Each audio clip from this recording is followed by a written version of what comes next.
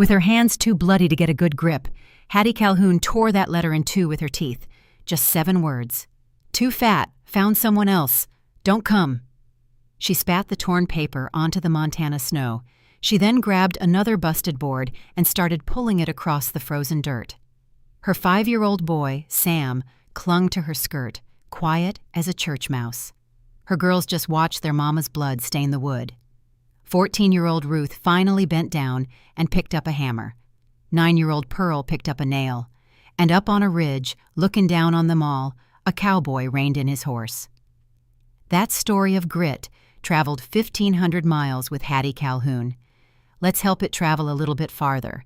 Go on and subscribe to this channel, leave a like, and tell me in the comments what city y'all are watching from.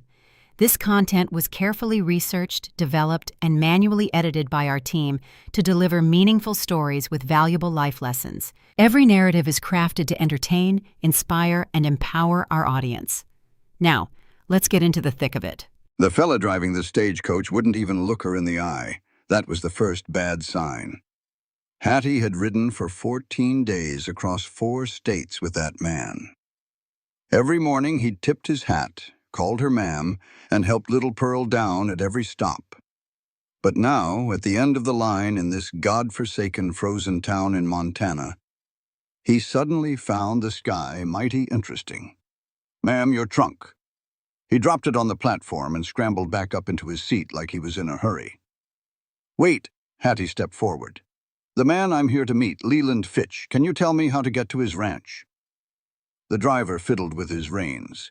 His jaw was working something fierce like he was chewing on gristle. "Best you ask at the general store, ma'am."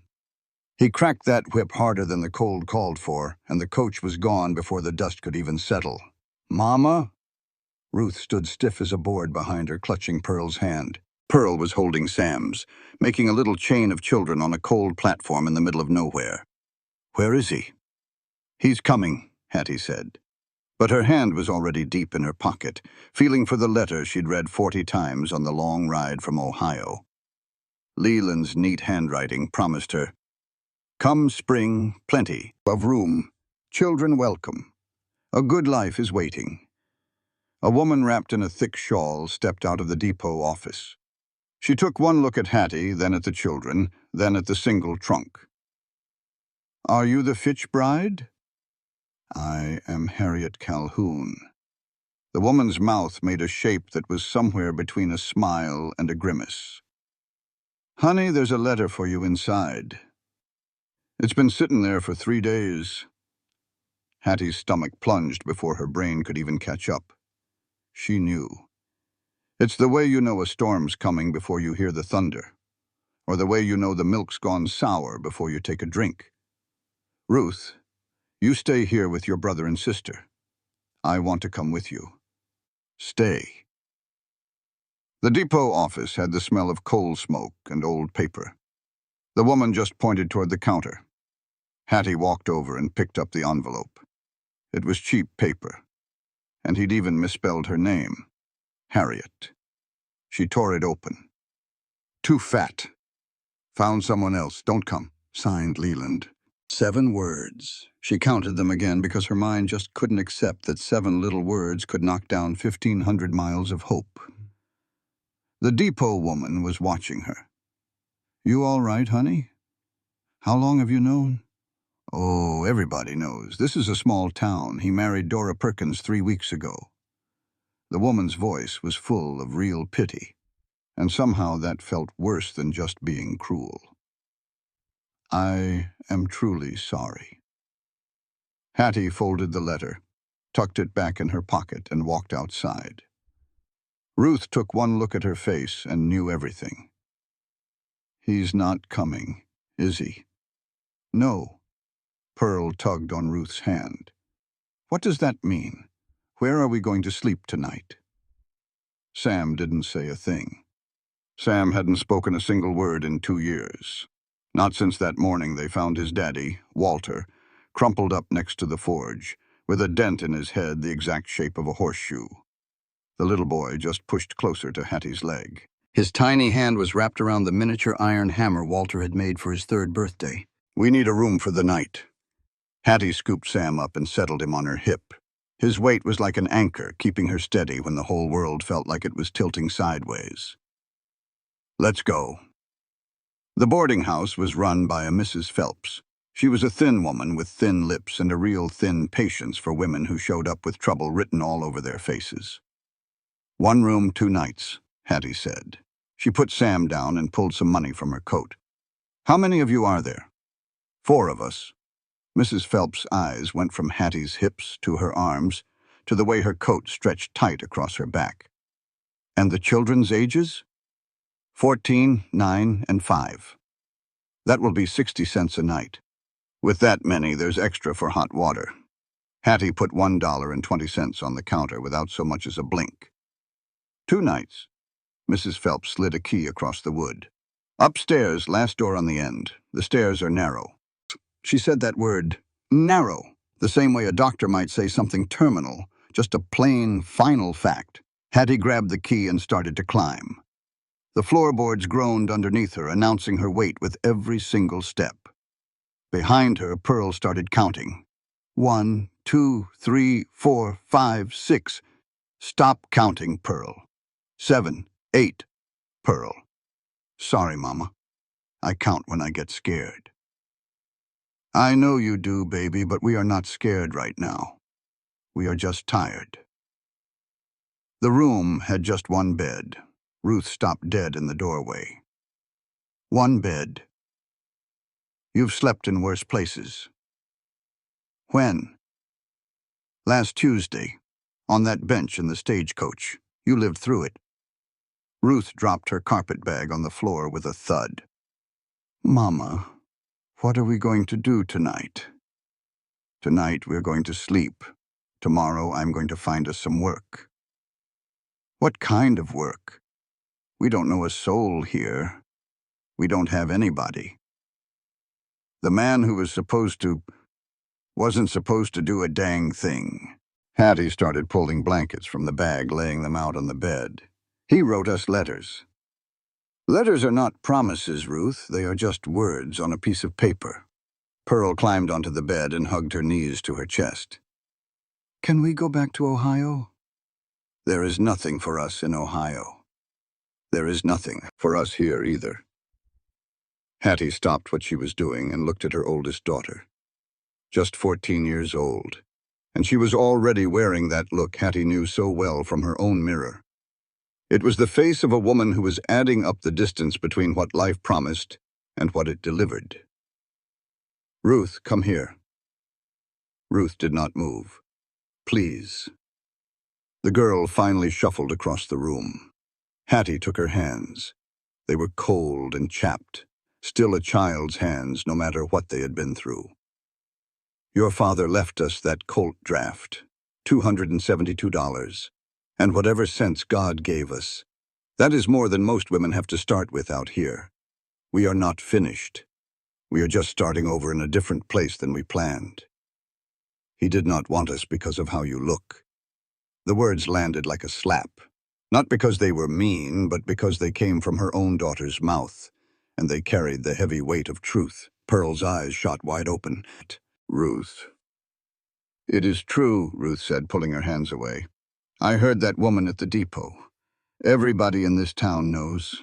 He saw Mama's photograph and decided she was too fat for him to marry. That is what happened. Hattie felt her throat tighten up. That old shame, the one she had carried since she was 12 years old, came crawling right back up her neck. She could still hear the schoolyard kids yelling, Hattie the heifer. She could fight strangers. She could fight the cold. But she could not fight her own daughter. When she was speaking the truth, Hattie had choked down every day of her life. Sam moved. As quiet as ever, he walked across the room, climbed right into Hattie's lap, and buried his face in her chest. His little hammer felt cold between them. Hattie wrapped her arms around the boy and looked straight at Ruth over the top of his head. Yes, that is what happened. A man decided my body was not worth keeping his promise. And now we are here, And tomorrow I will find work that does not require a man's approval of my waistline. That is the plan. Any questions? Ruth's jaw trembled for a moment. Then she sat down. On the bed next to Pearl, she pulled her little sister in close and didn't say another word.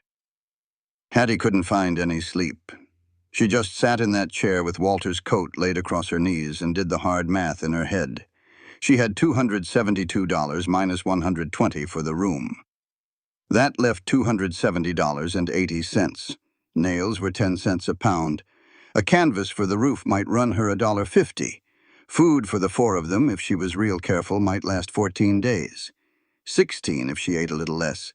16 days to find something that would stick, or she'd have to watch her own children starve. She flexed her hands there in the dark.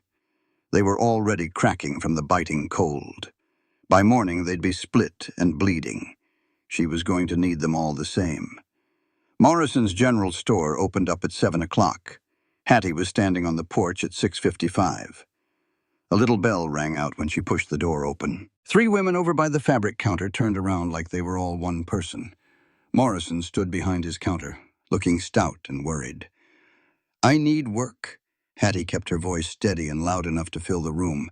"I can cook for 20 men, keep your books down to the penny, manage a household budget, and I'll outwork anybody you've seen come through here this week. Who is hiring?" Morrison rubbed his chin. "Well now, ma'am, winter is a mighty slow time. Folks don't generally." The tallest of the 3 women took a step forward. She wore a silk dress, had a sharp face, and a voice that sounded like a church bell meant for spreading gossip instead of hymns. "You must be the Fitch bride. I am Mrs. Opal Whitfield. My husband runs the bank. I am Harriet Calhoun, and I am looking for work." Calhoun. Mrs. Whitfield let the name roll around in her mouth. Not Fitch. So the wedding is off then. Well, how disappointing. Leland was so looking forward to it. Well, she smiled. I suppose the photograph was a little misleading. The other 2 women shot each other a look. One of them hid her mouth with her hand.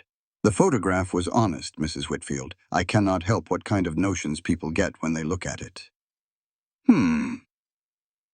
Mrs. Whitfield circled in a little closer. "And now you are looking for a job with 3 children tagging along in the middle of winter in a town where you do not know a soul." She clicked her tongue. "What in the world do you figure is available for a woman in your particular situation? Honest work, same as for anyone else. Honest work takes references, connections, a good reputation. You have shown up with none of those things and a fair bit of, well," she waved a hand toward Hattie's frame, "baggage." Hattie felt that heat rise up in her neck. That burn. That old familiar fire that always made her want to just shrink down, disappear, and take up a little less space in the world. But she was all done with shrinking. "Mrs. Whitfield, the only baggage I brought with me is 1 trunk and 3 children I aim to feed. Now, if you know of any work, I would be grateful for the tip. If you do not, I would be just as grateful for your silence." Morrison let out a little cough. Mrs. Whitfield's smile turned to stone. A younger woman on the edge of the huddle spoke up then. She was blonde, with tired eyes, and kept twisting a cheap brass ring on her finger. "There is the old Crow place east of town, about 1.5 miles. Nobody has laid claim to it since the family moved on." Mrs. Whitfield shot a glare at her. "Dora, nobody asked you." Dora. Hattie looked at her a little closer. Dora Fitch, the local girl, the one who took her place, wearing a ring that was already showing brass through the gold paint, married to the man who decided Hattie was too big to keep a promise to. Their eyes locked. Something passed between them. It was not friendship, but it was recognition. 2 women sized up by the same man, and both of them found wanting for different reasons.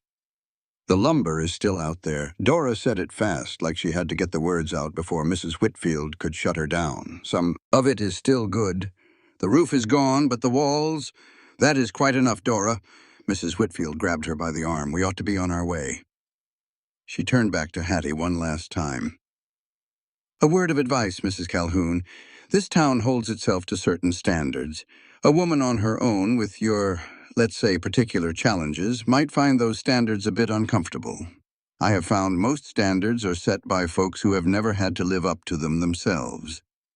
Good morning to you, Mrs. Whitfield.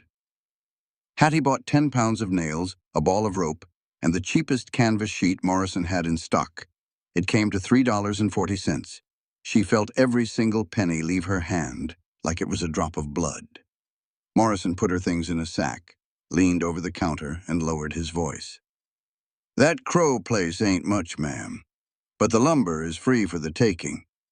And there is a man north of here, runs a ranch. He has been looking for a cook since old Sarah Moss passed on. His name is Drummond, Jesse Drummond. He is a good man, far as I know anyway, a quiet sort. Why are you telling me this? Morrison just shrugged. It ain't right what Fitch did. Everybody in town knows it. Most folks just will not say it to your face. You just did. Yeah. Well, Morrison looked a little embarrassed by his own kindness. Good luck to you, ma'am. The walk out to the Crow homestead took a good 40 minutes, wading through snow up to their ankles. Hattie carried Sam. Ruth carried the supplies. Pearl counted their steps. 612, 613. Pearl. Honey, you do not have to count every one. It helps me know how far we have gone, so I will know how far we have to go back. Ruth looked out at the flat white nothing that stretched out in all directions. If we can go back, we can always go back. Hattie shifted Sam up higher on her hip. We are just not going to. The homestead started to appear through the falling snow. Pearl stopped her counting. It is broken, Mama. Not all of it. You see those 2 walls still standing up and all that lumber scattered on the ground? That is ours now. Ours? Ruth sounded like she did not believe it. We are building a house. First, we are building walls. The roof can come after. One thing at a time. Hattie set Sam down against the one good wall, wrapped Walter's coat tight around him, and put his little hammer in his hand. You stay warm, baby boy. Mama's about to make some noise. She dug a rusty claw hammer out of the rubble and tested its weight. The handle was cracked right down the middle, but it held together if she squeezed it tight. She wrapped it up with rope. Good enough. The very first nail she drove sent a splinter deep up under her thumbnail. Blood welled up, hot against the cold air. She bit down hard on her lip, wrapped her hand with a strip of cloth she tore from her petticoat, and pulled the next board into place. Ruth showed up right beside her. Show me what to do. You hold this end. Keep it level while I nail it. And so they worked. Mother and daughter. The rhythm of it came easier than Hattie thought it would. Ruth was strong for a 14-year-old girl, a whole lot stronger than she looked, and she did not complain one bit. Pearl sat with Sam, singing the old hymns their father used to hum, her little voice carrying across that empty prairie like a single thread of warmth. The crossbeam went up wrong. Hattie knew it was wrong before the nail was all the way in. The angle was pushing the weight sideways instead of straight down. She had watched Walter build their barn. She had watched him fix this very same mistake a dozen times. She pulled it down. The wood screamed against the nails. She tried again, but went too far the other way. The third time, Ruth spoke up. A little more to the left, Mama, like Papa used to do it. Hattie adjusted it, drove the nail home, and stepped back. It held. Ruth handed her another board. Their eyes met. For the first time since they had stood at that depot, Ruth did not look angry. She looked like her father's daughter, solving a problem with her own 2 hands. Pearl called out, Mama, there is a man up on the hill. Hattie's hand went straight to the Colt Dragoon tucked in her waistband. She did not pull it, did not point it. She just rested her palm on the grip and turned around real slow. 50 yards up the ridge, a rider sat tall in the saddle, sitting as still as a fence post, just watching. His horse stamped its feet, wanting to move on. He held it steady. Ruth stepped in closer to Hattie. Who is he? I do not know. Should we be scared? We should be careful. That is a different thing. The rider watched them for a long minute. Hattie watched him right back. She did not wave, she did not call out. She just stood there with blood on her hands and a gun on her hip and her 3 children behind her, daring the whole territory to try and tell her she did not belong there. The rider tipped his hat. It was a small move, barely there. Then he turned his horse to the north and rode on up over the ridge until he was gone. Ruth let out a breath she had been holding. What was that all about? Hattie just stared at the hoofprints already filling up with snow. I do not know yet. They drove nails until the light turned to gold and their fingers just would not close right anymore. Pearl started counting boards instead of steps. Sam sat there quiet, watching, that little hammer pressed against his chest. The frame stood crooked, made of rough green wood that would likely warp with the first hard freeze. The crossbeams might hold and they might not, but it was vertical, standing up against that Montana wind like a challenge. Hattie stretched the canvas over the top of it, tying it down with rope at each corner. It was not tight enough. The wind would find its way through the gaps, but it was something standing between her children and the sky. Come here, all of y'all. She gathered them up under the canvas against the wall. Pearl tucked in on her left side. Ruth sat down close on her right, pretending she was not leaning in for warmth. Sam climbed right into her lap, put his face against her chest with the hammer between them. The cold hit hard as soon as the sun dropped. Hattie pulled every last piece of clothing out of the carpet bag and layered it all over her children. Both of their dresses, the shawl, Walter's coat. There was nothing left for herself. She pressed her body around them, all 220 pounds of her broad shoulders, her thick arms, her wide hips, the body that Leland Fitch had turned away, the body that Mrs. Whitfield had sized up with her eyes, the body that had carried 3 children and buried a husband. That body became the wall between her children and the killing cold. Pearl's voice came out muffled against Hattie's side. Mama, you are warm. That is what I am for, baby. Ruth's hand found Hattie's there in the dark. She squeezed it once, but did not say a word. Sam's breathing slowed down against her chest. His little grip on the hammer went slack. He was asleep, the first piece he had shown all day. Hattie stared out into that big Montana dark, with snow falling steady through the gaps in the canvas, the frame creaking and the wind testing every single nail she had driven. $267.40 left, 13 days, maybe 15. A frame that might just make it through the night. 3 children breathing against her body. A dead husband's gun cold against her spine. And somewhere to the north, hoofprints filling with snow, leading toward a man who had watched her work and tipped his hat before he rode away. She flexed her torn hands. The blood had frozen in the bandages, making them stiff and dark. Tomorrow, those hands would swing that hammer again. Tomorrow, Ruth would hold the boards. Tomorrow, Pearl would count and Sam would watch. And Hattie would build something from nothing, because that was all she had ever been given. Nothing. It's one thing to face hard times, it's another to stare them in the eye and refuse to blink. The wind howled something fierce, and the canvas roof groaned under the strain. Then a corner rope gave way with a loud snap, letting the bitter cold rush in like an unwelcome guest. Hattie shot a hand out and grabbed the flapping edge, pinning it down to the frozen wood with her bare palm. The cold was a sharp, biting thing, but she held on. Some things you just have to hold on to, because letting go means you lose it all. That canvas finally tore itself apart at 4 a.m. Hattie heard the sound before she felt the chill. A sad, ripping noise, like something finally giving up the ghost. A wave of cold washed over little Pearl's face, and the girl woke up with a gasp. Ruth was already up and moving, easing Sam into Hattie's arms. She grabbed the torn canvas with both hands, and the wind wrestled her for it. She just pulled harder, the frozen fabric digging into the half-healed cuts on her hands. She knotted the ripped ends, wrapped the rope around twice, and held on tight until the wind finally moved on. Pearl was crying, but it was that quiet kind of crying a child learns when they figure out that making a racket does no good. Come here, baby doll, Hattie whispered, pulling her close. It's just the wind making a fuss. We're all right. Ruth held Sam to her chest. The boy was wide awake, his eyes open in the dark. But he was silent, always silent, with that little hammer of his clutched in his hands. How much longer till morning? Ruth's voice was flat, not scared anymore, just tired of being scared.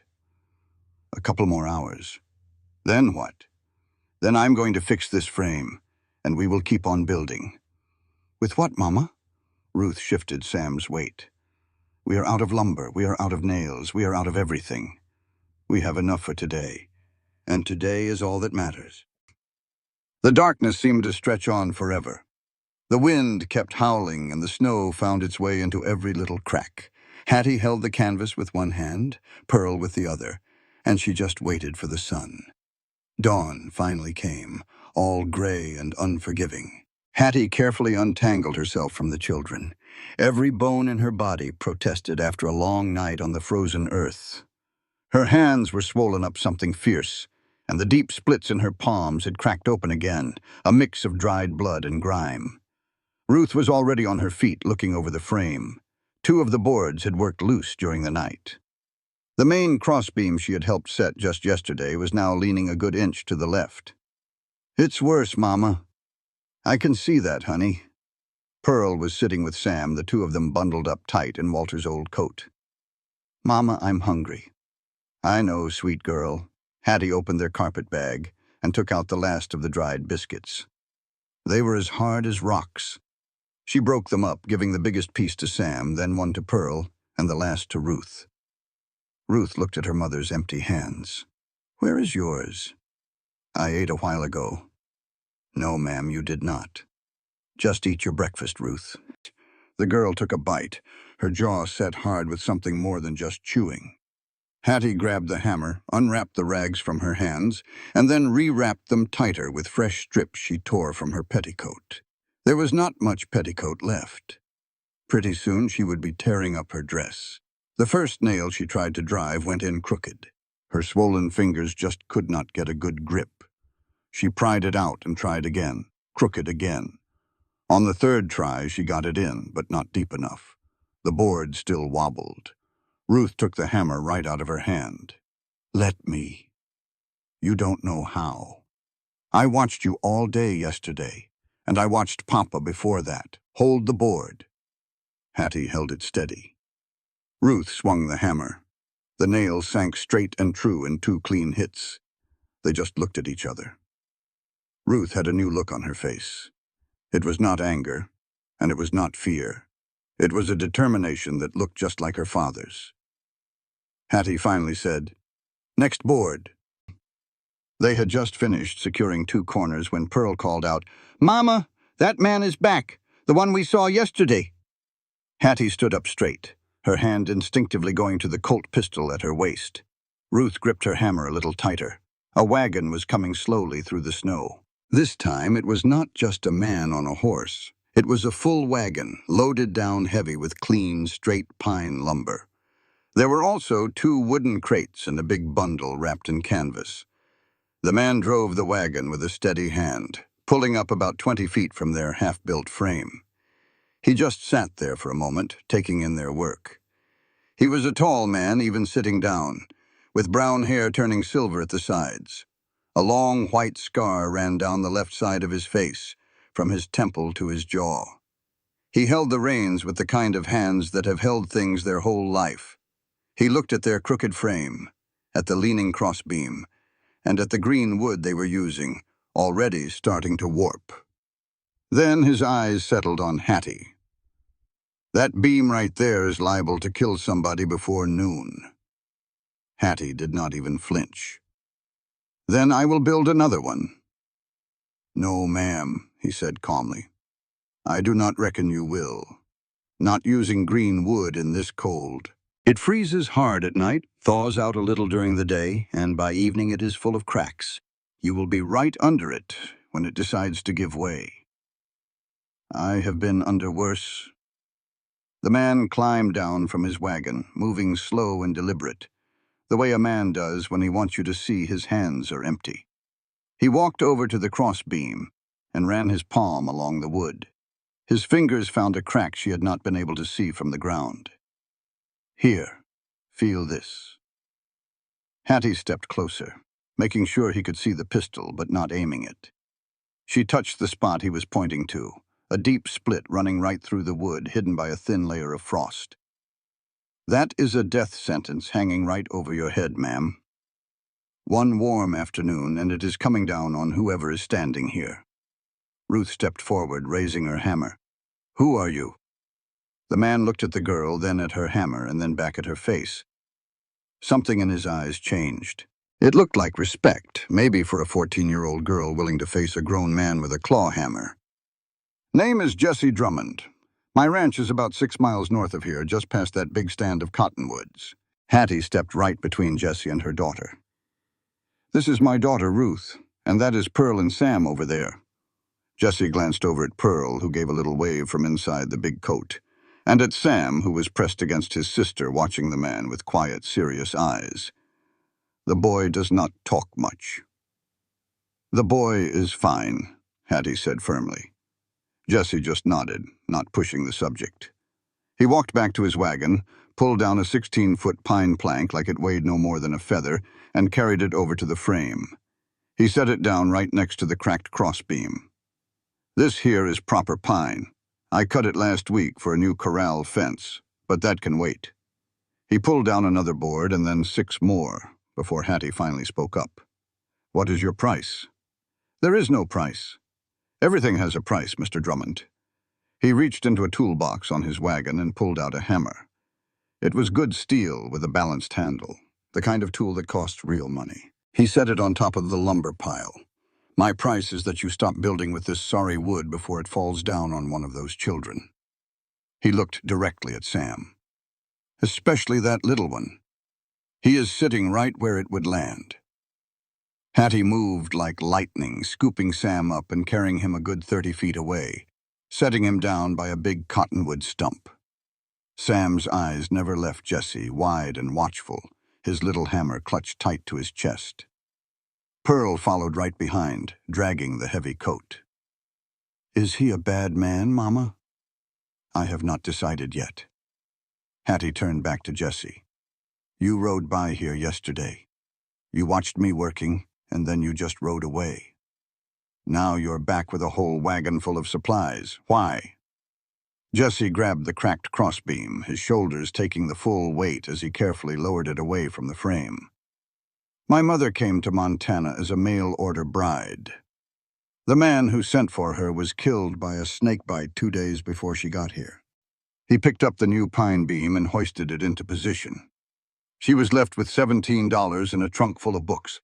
My father found her trying to get a job at the hotel. Is that why you are helping us? Hattie asked. No, he said, driving the first nail in with 2 clean strikes. I helped you because that crossbeam was going to collapse, and I cannot stand by and watch bad construction get people hurt. He drove another nail. The children just make it harder. A man cannot just ride away from children out in the cold. It does not let you sleep at night. Ruth had been watching his every move, the way he held the hammer, the angle of every hit. She walked to the other side of the frame. Show me how you did that corner bracing, she said, direct as can be. The angle you used. Jesse looked at Hattie. Is she always this straightforward? Since the day she was born. He showed Ruth the 3-4-5 method. You measure 3 feet one way, 4 feet the other, and it should be 5 feet across the diagonal. It was a perfect way to make sure a corner was truly square. Ruth listened closely, repeated his instructions back to him perfectly, and then did it herself on the other corner. Jesse watched her work and gave a single approving nod. She has got good hands. She has got her father's hands, Hattie said. She picked up the new hammer Jesse had brought. It felt good in her hand, solid and honest. She drove a nail home, flush in 2 strikes. Jesse noticed. You have done this before. I watched my husband build our barn. I held every board and handed him every single nail. A good memory. A necessary one. He is gone now. Jesse stopped hammering for a moment.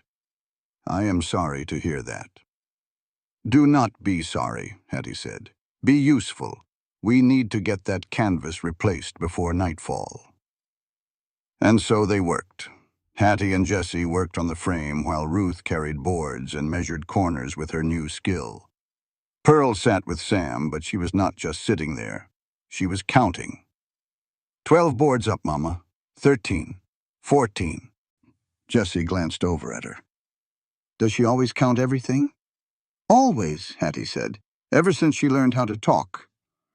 How high can she go? Pearl answered for herself. I counted to 4,612 on the stagecoach from Ohio. That is how many fence posts I saw. A small smile touched the corner of Jessie's mouth. On the bed and cried. The man, whose name was Jesse Drummond, showed up the next morning with a wagon full of good, seasoned lumber and a quiet offer of help. Soon they had fallen into a rhythm without even talking about it. Jessie cut the boards to the right length. Hattie positioned them and held them steady. Ruth hammered the nails. When Hattie saw a better way to angle the roof so the snow would slide off easier, she just pointed, and Jessie adjusted the cut without a word. When he showed her how to overlap the boards to keep the wind out, she just gave one nod and changed her spacing. Around noon, the frame of a small cabin stood solid and square. Ruth was checking every corner with the 3-4-5 method her daddy had taught her. Jessie pulled a cloth bundle from his wagon. Inside were salt pork biscuits, still warm from his oven, and a jar of sorghum molasses. He set it all down on a flat rock. Pearl was on it before anyone else could say a word. Are those real biscuits? As real as they come. Jessie unfolded the cloth. Help yourself. Pearl snatched one, broke it in two, and gave the bigger piece to Sam. The little boy looked at the biscuit, then at Jessie, then back at Hattie. It is all right, baby. You can eat. Sam ate slowly, his eyes fixed on Jessie the whole time. Ruth took a biscuit but did not eat it right away. She stood off to the side, studying Jessie the way Hattie had seen her study a problem in her father's workshop, searching for the hidden flaw. Do you bring food and lumber to every stranger you find out in the snow? Only the ones I see building with bad wood, Jessie said. He poured some coffee from a pot he had warmed over a little fire and handed a cup to Hattie. It was strong and hot. Real Arbuckle's coffee, not that chicory stuff. The warmth spread through her chest like a memory of something she thought she had lost forever. Mister, Drummond, why are you really here? Jessie set his cup down and looked her straight in the eye. It was the first time he had really looked at her. Not at her size or her troubles, but right at her. I lost my cook and my bookkeeper about 2 years back, he said. A good woman named Sarah Moss. She was 63 years old. Worked for my father before me, died in her sleep. Since then, my ranch has been running on burnt beans and worse arithmetic. I am in need of someone who can feed 8 men and keep the books. That sounds reasonable. He took a breath. The pay is $20 monthly plus room and board. You would have your own quarters with a lock on the door from the inside. So you are offering me a job. I am offering you 4 walls that will not fall down and a stove that actually works. Hattie glanced over at her children. Pearl had already finished 3 biscuits and was considering a 4th. Ruth stood as stiff as a board with a battle of hope and doubt playing out on her face. Sam sat perfectly still, but he had shifted just a bit, maybe an inch closer to where Jessie was sitting. That inch was a country mile for a boy who had not moved toward a stranger in 2 years. And what about my children? What about them? They would come with you. The ranch house has plenty of room. A girl that age can help out in the kitchen if she has a mind to, or study if she would prefer. Jessie nodded toward Ruth.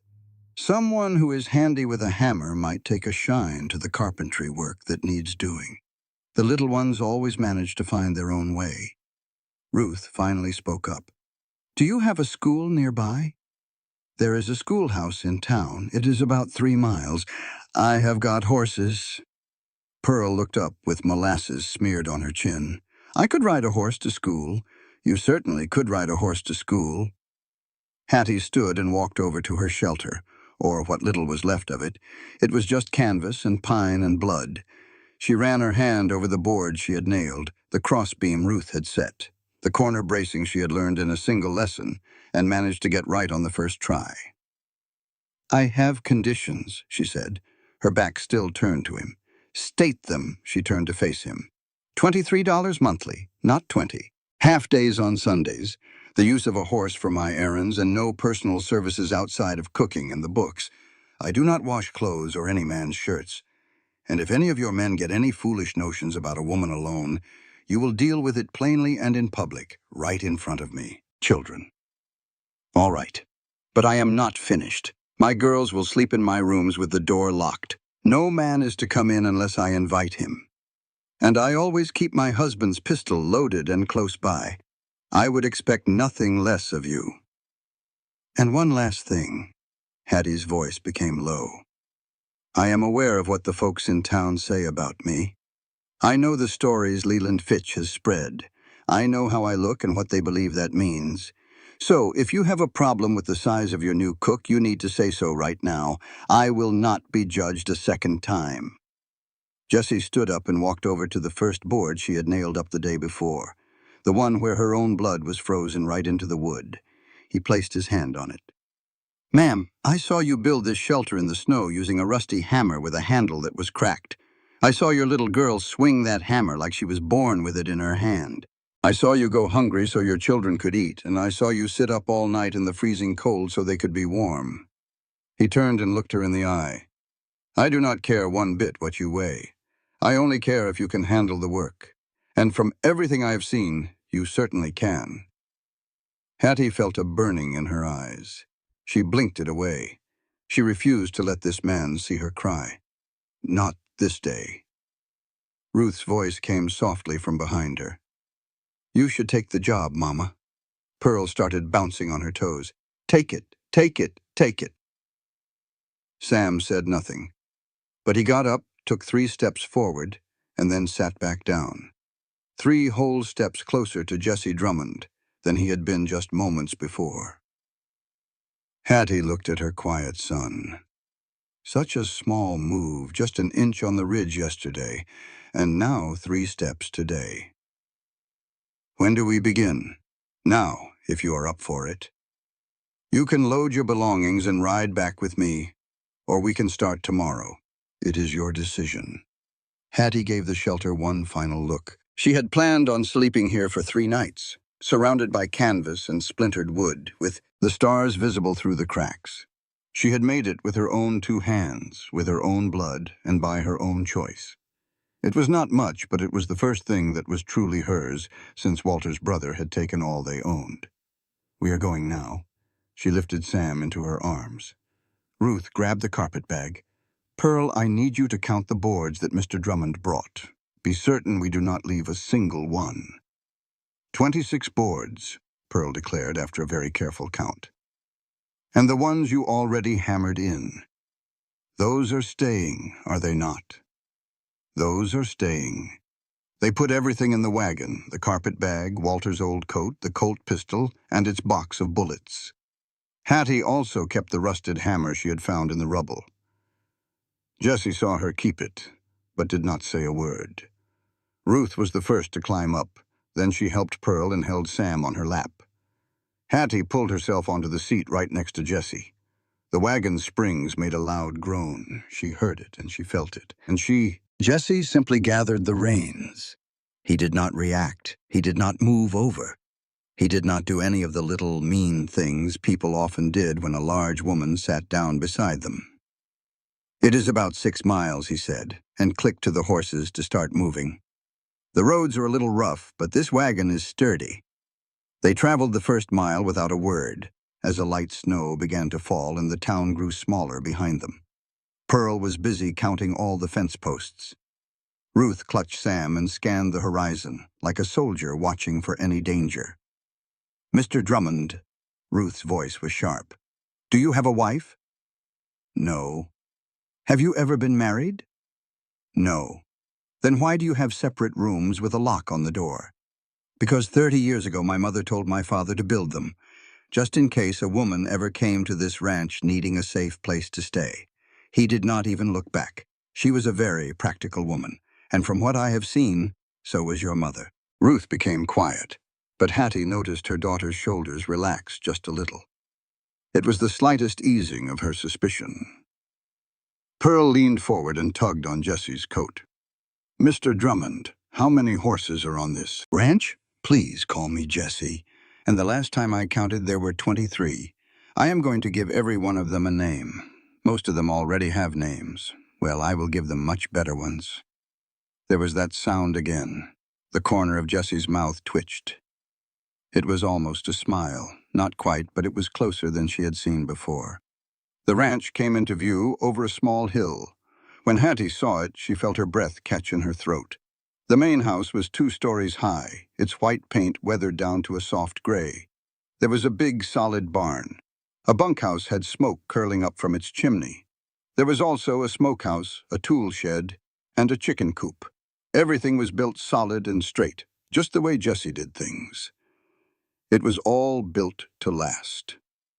3 cowboys were standing near the corral, watching the wagon get closer. Another man came out of the barn. Every one of them was looking at Hattie and her children, trying to figure out what their arrival would mean. "Are you having second thoughts?" Jessie asked her quietly. Hattie sat up taller and lifted her chin, just as her mother had taught her to do many years ago, before the world decided her body was something to be talked about. Not a single one. "But I want 25 a month, not 23. Jessie stopped the wagon. He thought for a moment. 24. With the first month paid now, and the children eat the same food as the men. Done." He walked around the wagon and offered her his hand to help her down. She took it. Their hands touched for just a moment, his calloused palm against her bandaged one. His grip was strong. He did not pull or get ready for her weight. He just helped her down like she was any other woman getting out of any other wagon on any other day. She was now standing on ranch soil, a different kind of soil. This soil came with walls, a roof, a locked door, and an opportunity she never thought she would find. The oldest cowboy, who looked to be Mexican, came forward with his hat in his hands. "Senora, welcome. My name is Miguel Reyes, and I am the foreman." His English had a kind, warm accent. "The men are very excited about your cooking." Pearl peeked out from behind Hattie's skirt. "Do you have any chickens?" Miguel gave a big smile. "We have 17 chickens, señorita, and we have 1 rooster who is very mean. His name is Diablo. I'm going to count them all." "Please do, señorita. I am always losing count of them." Ruth had already gotten down from the wagon with Sam on her hip. She looked all around the ranch with those sharp eyes of hers. "Which one of those buildings is for us?" Caleb pointed to the east side of the main house. "It has its own entrance and is connected to the kitchen by a covered walkway. There are 2 rooms. Ruth and Pearl can have one, and you and the boy can have the other. Or you can arrange it however your mother wants." Ruth looked over at Hattie. "It is real, Mama." Hattie looked at the ranch, at the sincere welcome from Miguel, at the cowboys who were trying not to stare, and at Jessie, who was unloading her carpet bag as if it were the most normal thing in the world. She looked at her son, held quietly on Ruth's hip, watching everything with eyes that seemed much too old for his body. "It is real," she said. "Now, I want to see the kitchen." The kitchen had the smell of burnt beans and defeat. Hattie stood at the door and took it all in with her eyes, the same way Walter used to inspect his forge. The stove was covered in a black cake of grease that was months old. The pots were so crusted that scrubbing them seemed impossible. A pot on the stove held something that might have been stew about 3 days ago. The flour bin was wide open and you could see weevils from 6 feet away. But underneath all that mess, she could see potential. It had good bones, a solid cast-iron stove, the expensive kind. There was a strong table and shelves that had been built by someone who knew how a kitchen should work. Sarah Moss had once kept this room alive, and it was ready to breathe again. "How long has it been in this state?" Hattie wiped her finger along the counter. It came away with a thick layer of grease. Miguel showed up behind her holding his hat, since Senora Sarah passed on 2 years ago. "The men and I, we try our best, but cooking is not one of our skills." "Who was keeping the books?" Miguel's expression shifted. That would be Wade Pard, the old foreman. Senor Jesse had to let him go about 6 weeks ago. Let him go? What for? Miguel glanced at Jesse, who had walked up behind them. Jesse gave a single nod. He was stealing, Miguel said in a low voice. Little by little, but all the time. We were never able to prove it, but Senor Jesse, he knew. Hattie opened the flour bin and tipped out the weevils. Where are the books kept now? Jesse went into the study and returned with a ledger.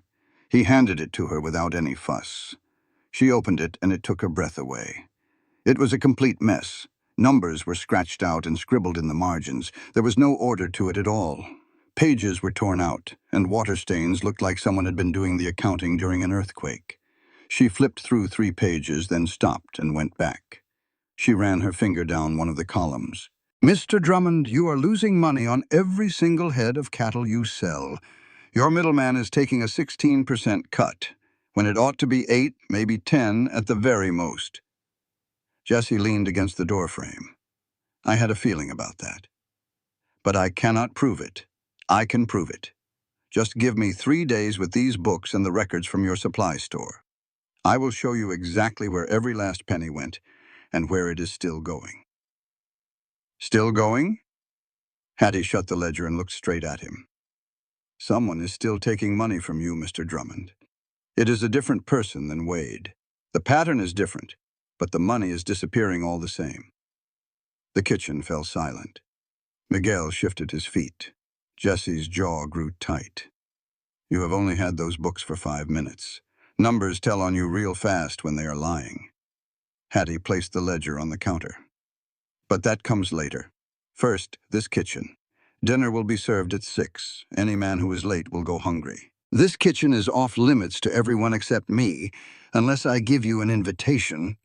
Ruth will help me when she feels like it, not when she is ordered to. Are there any questions? Billy Hatch, the youngest cowboy, barely 19, filled the doorway, grinning from ear to ear. What's for dinner? Hattie glanced out the window at the sorry state of the smokehouse. Beef stew, if I can salvage anything from that mess. Biscuits, too, if this old oven decides to draw right. And coffee that doesn't taste like it was scooped from the creek. Billy's grin just got wider. Yes, ma'am. All right, out, Hattie declared. All of y'all. I have work to do. They scurried off, all except for Ruth, who had already found an apron and was tying it securely behind her back. Where do we begin, Mama? The stove comes first. You can't cook good food on a filthy surface. So they scrubbed, mother and daughter working side by side. It was just like when they built their first shelter. The old rhythm returned without a word. Ruth heated the water and Hattie scoured the old iron. Pearl sat in the corner with Sam, taking inventory of the cans on the shelves. 47 cans, Mama. 12 of them are peaches. Good girl. We'll be needing those peaches for dessert tonight. By 4 o'clock, the kitchen finally smelled the way it should. Beef was browning in the heavy iron skillet, onions were turning soft, and biscuit dough was rising beneath a clean cloth. Hattie had found Sarah Moss's notes tucked behind the flour canisters, full of oven temperatures, cooking times, lists of which cowboys didn't eat pork, and who needed extra helpings. It seemed Billy Hatch ate enough for 3 grown men. Pearl appeared right at her elbow. Mama, there's a lady's ring inside the sugar tin. Hattie took a look. It was a simple gold signet ring with the initials SM engraved on the inside. Sarah Moss. She held it in her palm, feeling the warmth from the sugar. Put it back, sweetie. That ring belongs to the kitchen. It's not ours. Not yet, anyway. At 5:30, the sound of boots echoed on the porch, several sets of them, shuffling and murmuring. The delicious smell had made its way to the bunkhouse. Wash up first, Hattie called through the door. There was some grumbling, but they headed for the pump. She could hear the pump handle squeaking and men jostling for their turn. Through the window, she saw Jesse standing back, letting his men wash up before him. When they were done, he washed his own hands and face thoroughly, rolling his sleeves up just past a long scar on his right forearm. At 6 o'clock sharp, they filed in. 8 men, scrubbed clean until their faces were pink, with their hair still slick and damp with water. Billy had even put on a clean shirt. They stood awkwardly behind their chairs, looking like a bunch of schoolboys at a church social. "Sit," Hattie said. They sat. Hattie ladled hot stew into their bowls. Ruth followed with a basket of warm biscuits. Pearl had carefully arranged the preserved peaches in a glass bowl she'd found and polished until it sparkled. Even Sam was there, sitting quietly on a stool in the corner, his silent eyes taking in everything. Miguel took the first bite and closed his eyes. "Dios mío," he sighed. Well, that broke the dam. Hands shot out, grabbing for biscuits. Spoons scraped against the sides of bowls. Billy snatched 4 biscuits before Hattie simply raised an eyebrow at him. He grinned sheepishly and put one back. "These biscuits," said Ephraim Stokes, who was usually the quiet one.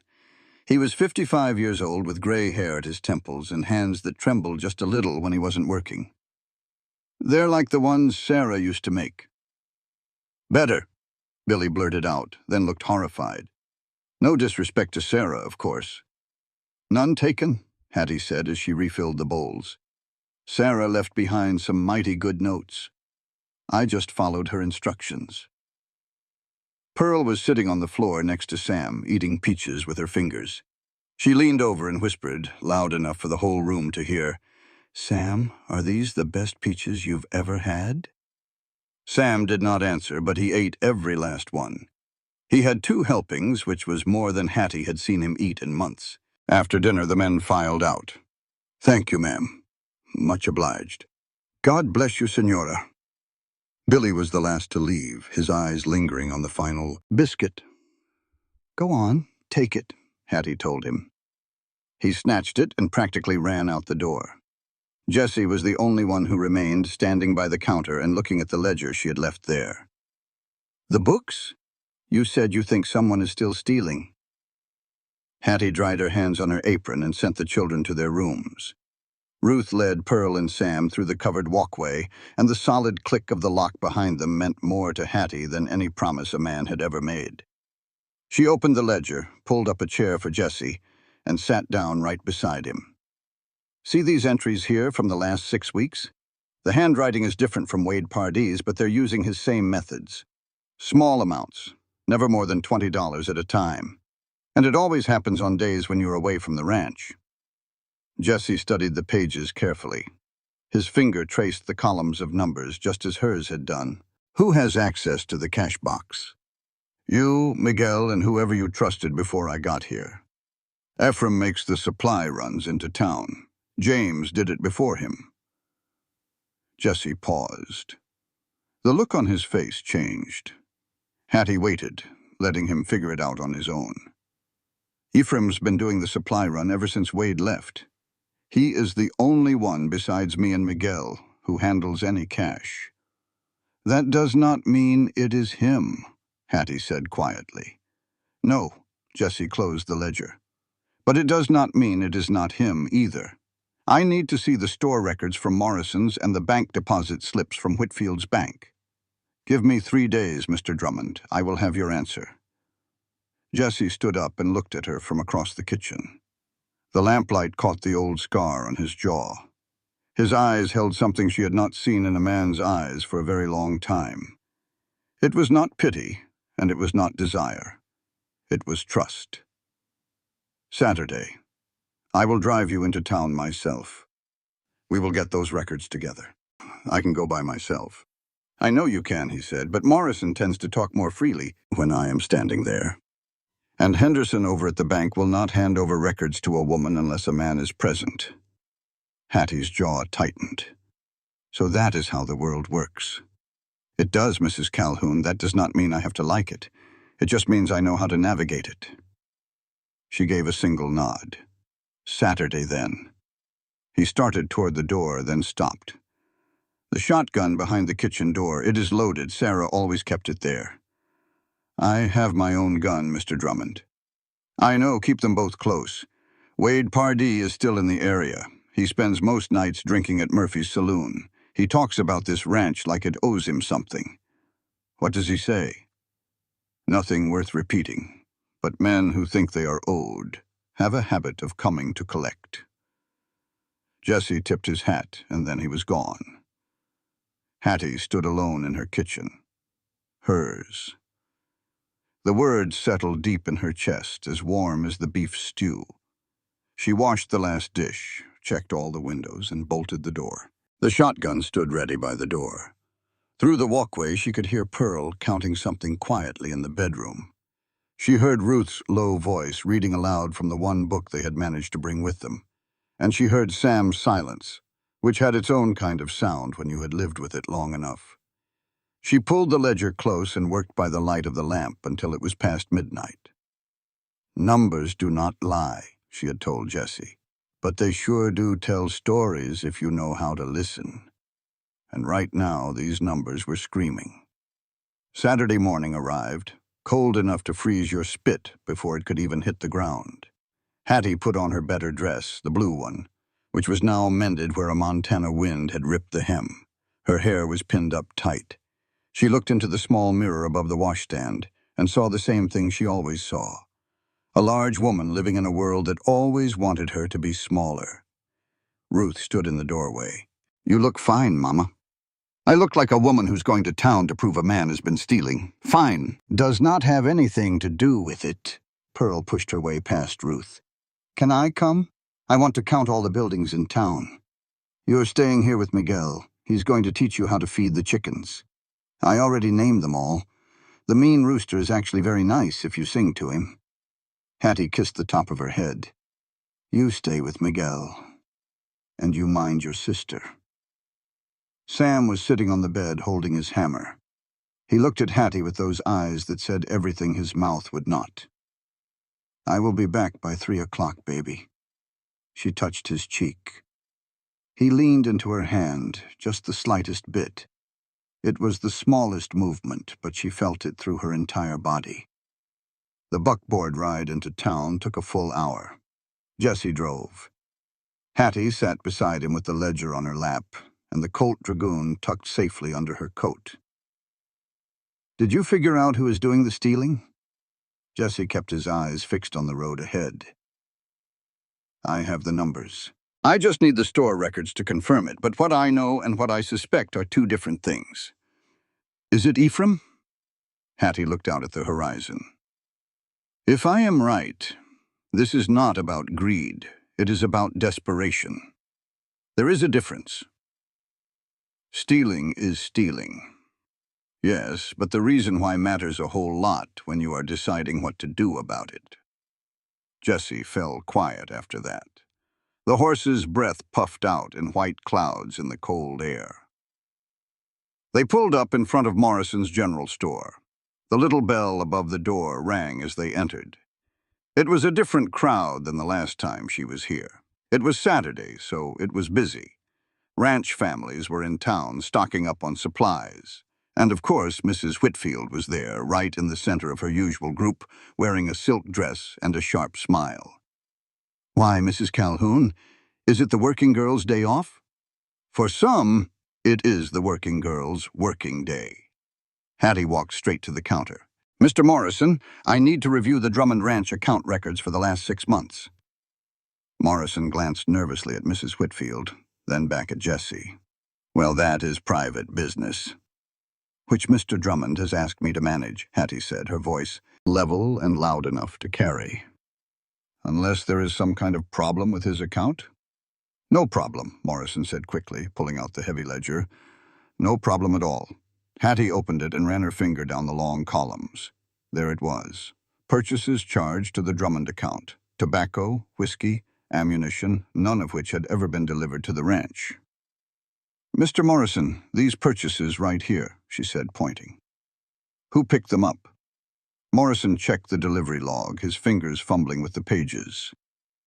"Those were signed for by Wade Pardee, 2 weeks after Mr. Drummond had already let him go." Jesse's voice was flat and cold. "He has been charging things to my account." "He said you had approved it. Said it was his final wages," Morrison stammered.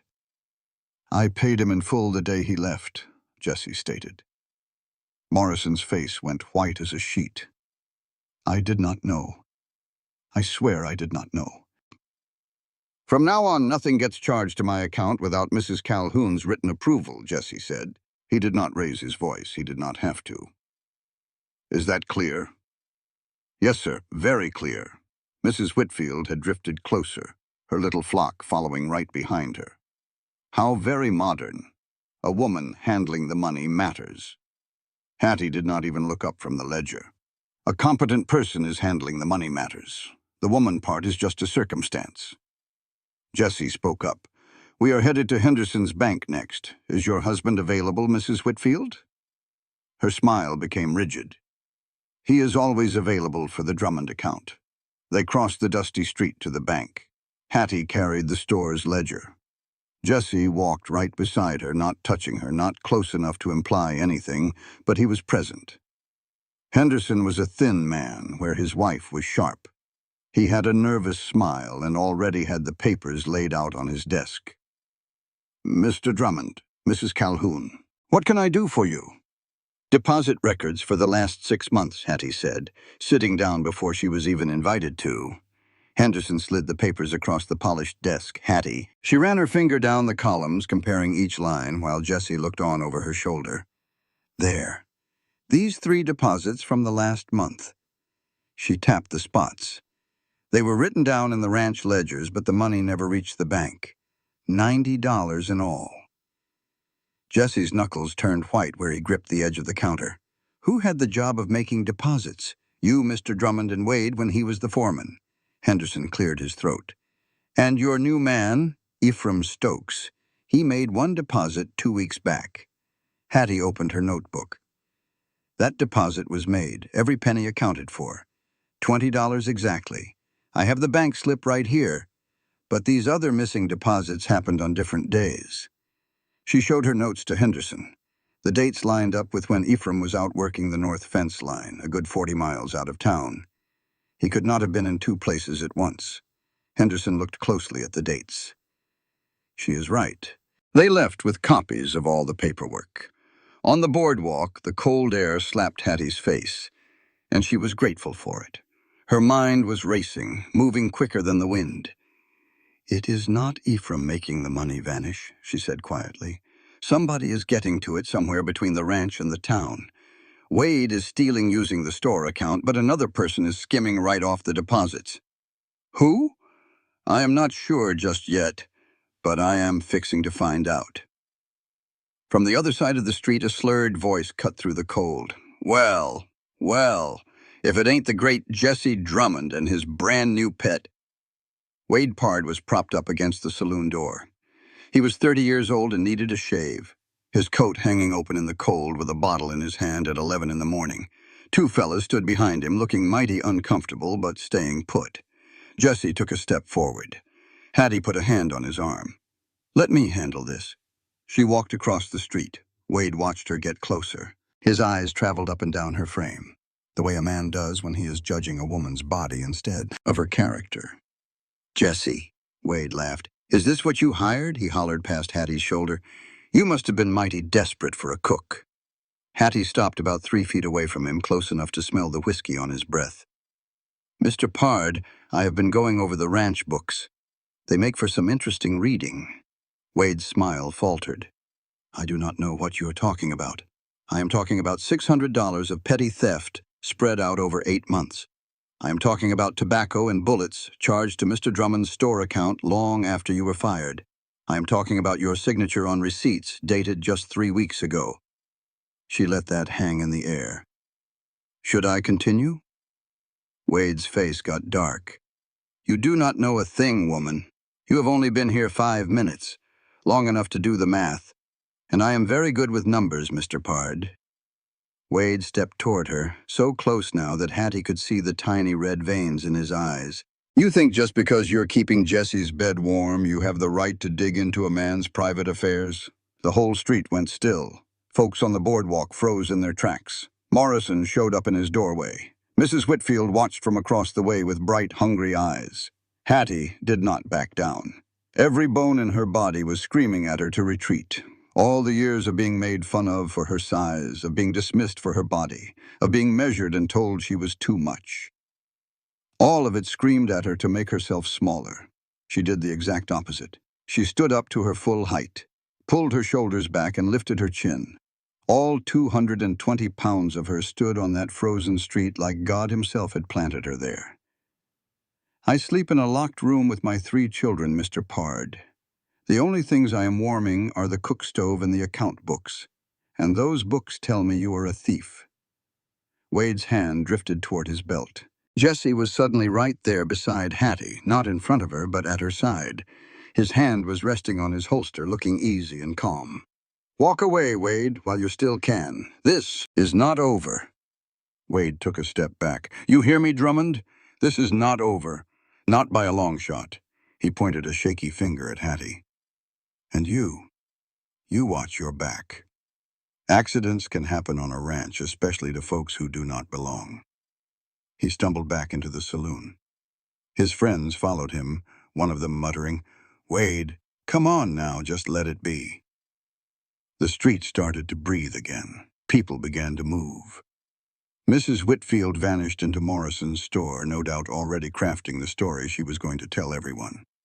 Jessie looked down at Hattie. "Are you all right?" Hattie's hands were trembling. She pressed them flat against her skirt to make them stop. "I need to buy some fabric. The kitchen curtains are rotted clean through." "That is what you are thinking about right now? Curtains?" "I am thinking about 12 different things at this moment, Mr. Drummond. The curtains are just the only one that is safe to say out loud." Inside Morrison's store, Hattie picked out a blue and white calico print. It was practical enough for kitchen curtains and maybe for the children's room, too. Her hands grew steady as she felt the material. It was familiar, normal, something she had control over. A soft, apologetic voice came from behind her. "Mrs. Calhoun?" Hattie turned. It was Dora Fitch, Leland's wife, the same woman who had told her about the Crowell homestead. Up close, Dora looked even worse than before. She was thinner, and a yellowing bruise marked her wrist, which she kept trying to cover with her sleeve. "I just wanted to say," Dora began, then stopped and started over. "What Leland did to you was not right. The letters, all the promises. I told him he should write you proper and explain things. He just said let her figure it out on her own." Hattie kept her voice even. "And so I did." Dora twisted a cheap brass ring, the gold paint already wearing off. "We are not doing so well. Leland does not have much of a mind for working. It seems that making promises is all he is really good at." There was something in Dora's tone, something Hattie knew all too well. It was the sound of a woman trying to speak a truth she could not say directly. Hattie glanced at the bruise on Dora's wrist. Dora saw her looking. She pulled her sleeve down fast. "If you ever find you need a place to go," Hattie said in a low voice, "the Drummond Ranch has strong walls and a door that locks." Dora's eyes welled up with tears. She blinked them away and turned quickly. "I ought to go. Leland is waiting for me."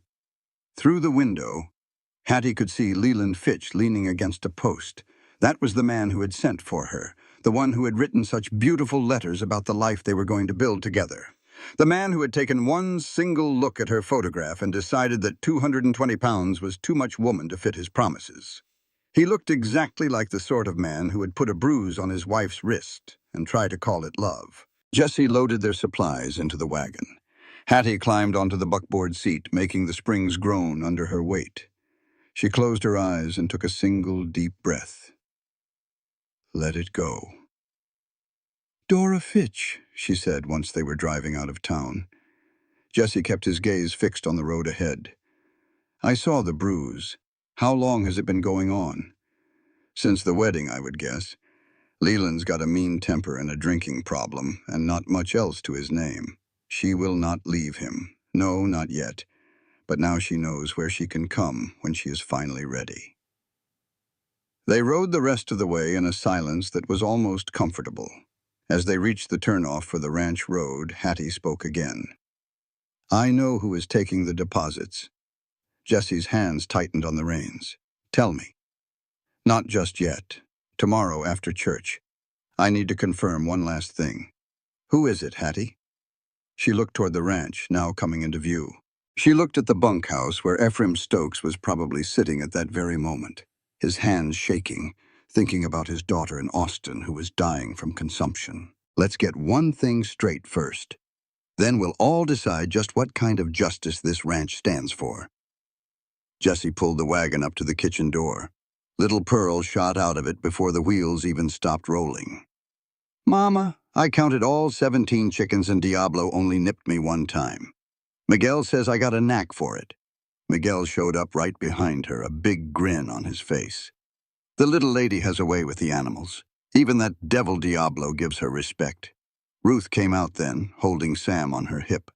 The little boy's eyes found Jessie right away and stayed on him for a long moment. Then he looked over at Hattie and reached his arms out for her. She took him and pulled him in close, and his little hammer was pressed right between them like it always was. Looking through the kitchen window, she saw Ephraim heading toward the bunkhouse.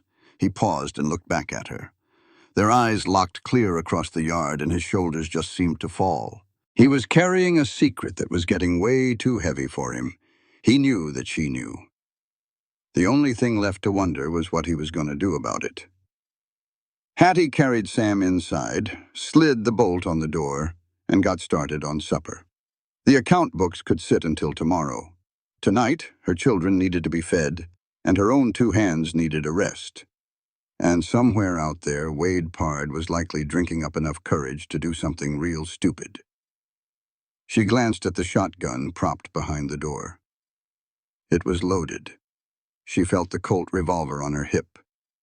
It was ready. Then she started making biscuits, because some things you just have to do with trembling hands and a steady heart, and feeding your family is one of them. The blizzard hit that Sunday afternoon with no warning at all. Hattie was elbow-deep in bread dough when the air turned so cold so fast that a pane of glass in the window cracked right down the middle. 1 second the sky was just a plain old gray, and the next a blinding white fury had swallowed the whole world. Miguel came busting through the kitchen door. "Ma'am, the cattle, we have to push them into the south shelter before we lose the whole herd. How many of your men are out there?" "5 of them are with Jessie. Billy and Ephraim are down in the bunkhouse." "Well, get them up. Get everybody moving."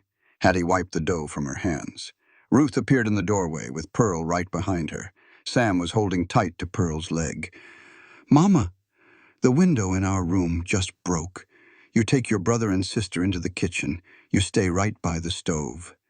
And you don't open this door for anybody but me or Mr. Drummond." Hattie pulled on Walter's heavy coat. She grabbed the Colt. Ruth grabbed a hold of her arm. "Where do you think you're going?" "The milk cow. She's out in the small barn. If we lose her, Sam doesn't get his milk." "I will go. Let me." "You are going to stay right here with your brother and sister, and that, Ruth, is not a request." Ruth's jaw tightened up, but she pulled Sam onto her hip and back toward the kitchen. Pearl was already counting the seconds between the gusts of wind. 1 Mississippi, 2 Mississippi, 3. Hattie shoved her way out into the storm. The wind slammed into her like a wall of flying knives. The snow was so thick she couldn't even see the barn 30 feet away. She lowered her head and just walked from memory, counting out her steps the same way Pearl counted everything else. The little barn door was banging wide open. The cow, Bess, had wild eyes and was pulling hard against her rope. Hattie grabbed the rope, yanked the door shut, and propped it with a feed bucket. "Easy, girl. Easy now." She ran her hands down the cow's side, which was trembling. Cold, but she was not frozen yet. Hattie piled hay all around her, pulled some horse blankets down from a rack, and wrapped up that animal like she was tucking a child into bed. The barn started to shake. Hattie braced herself against the stall as the entire building leaned hard with the wind. It held, it leaned again. It held. She looked at the brace on the door. It was not enough. She dragged a heavy feed barrel up against it and then another one. The wind screamed through the cracks in the wooden boards. Snow was pouring in like sand running through an hourglass. This old barn was not going to make it. Hattie looked at Bess, then looked at the door, and then looked at the 40 feet of empty space between here and her kitchen. 40 feet of pure white death. "All right, old girl. It looks like we're going to the house." She untied the cow, wrapped the thick rope around her own waist, and put her shoulder into the barn door, forcing it open against the wind. The storm tried its best to shove her right back inside. She leaned into it, all 220 pounds of her, pushing against that Montana blizzard, and for the first time in her life, her size was exactly what she needed in that moment. Bess fought against the rope. Hattie just pulled harder, one step, then two. The snow was coming in sideways now, blinding her, filling up her mouth and her nose. She couldn't see the house, couldn't see a single thing but white. Then she heard Pearl's voice, faint, coming through the storm. 112, 113. Hattie just walked toward that sound. Her daughter was counting from the kitchen window, shouting out numbers into the blizzard like a lighthouse shining a beam. 118, 119. Mama, I can see you now. 20 more steps. Hattie dragged Bess those last 20 steps. Ruth had the kitchen door thrown open. Together, the two of them hauled a grown cow into a kitchen for the very first time in that building's whole history. Bess just stood there in the middle of the floor, dripping with snow, looking just as confused as everybody else. Pearl started clapping her hands. "We have a cow in the kitchen. We sure do have a cow in the kitchen," Hattie confirmed, leaning her back against the wall, her chest heaving for air. "Just do not tell Mr. Drummond." Sam was just staring at Bess. The cow lowered her big head and sniffed at his hair. Sam didn't move an inch. He did not even flinch. His little hand came up real slow, and he touched her on the nose, the smallest little touch. Then he pulled his hand back and held onto his hammer again. The front door crashed open with a bang. Jesse stumbled inside, covered in white with ice frozen in his eyebrows. Miguel was right behind him, and then came Billy. They all stopped dead in their tracks at the sight of the cow. "Is that Bess?" Billy asked. "No, it is a completely different cow that just happened to wander into my kitchen during a blizzard." Hattie pushed herself off the wall. "Yes, it is Bess." The small barn was about to come down. Jesse just looked at her, snow melting and running down his face. "You went out in this. Sam needs his milk. The cow makes the milk. The cow was in danger. So I solved the problem. You could have been killed, but I was not." Hattie moved over to the stove. "Coffee for everyone." "Now, where in the world is Ephraim?" The look on Jesse's face changed. He looked over at Miguel. Miguel just shook his head, slow and sad. "He was out riding the north fence line when the storm hit," Miguel said. "We called for everybody to come in. He never came." Hattie's hands froze right over the coffee pot. "How far out is the north fence?" 4 miles. Jesse was already pulling his coat back on. "You cannot go back out in this. There is no choice. The man is out there all alone in a killing storm, 4 miles away. Then you take Miguel with you, and you tie a rope between you so you do not lose each other."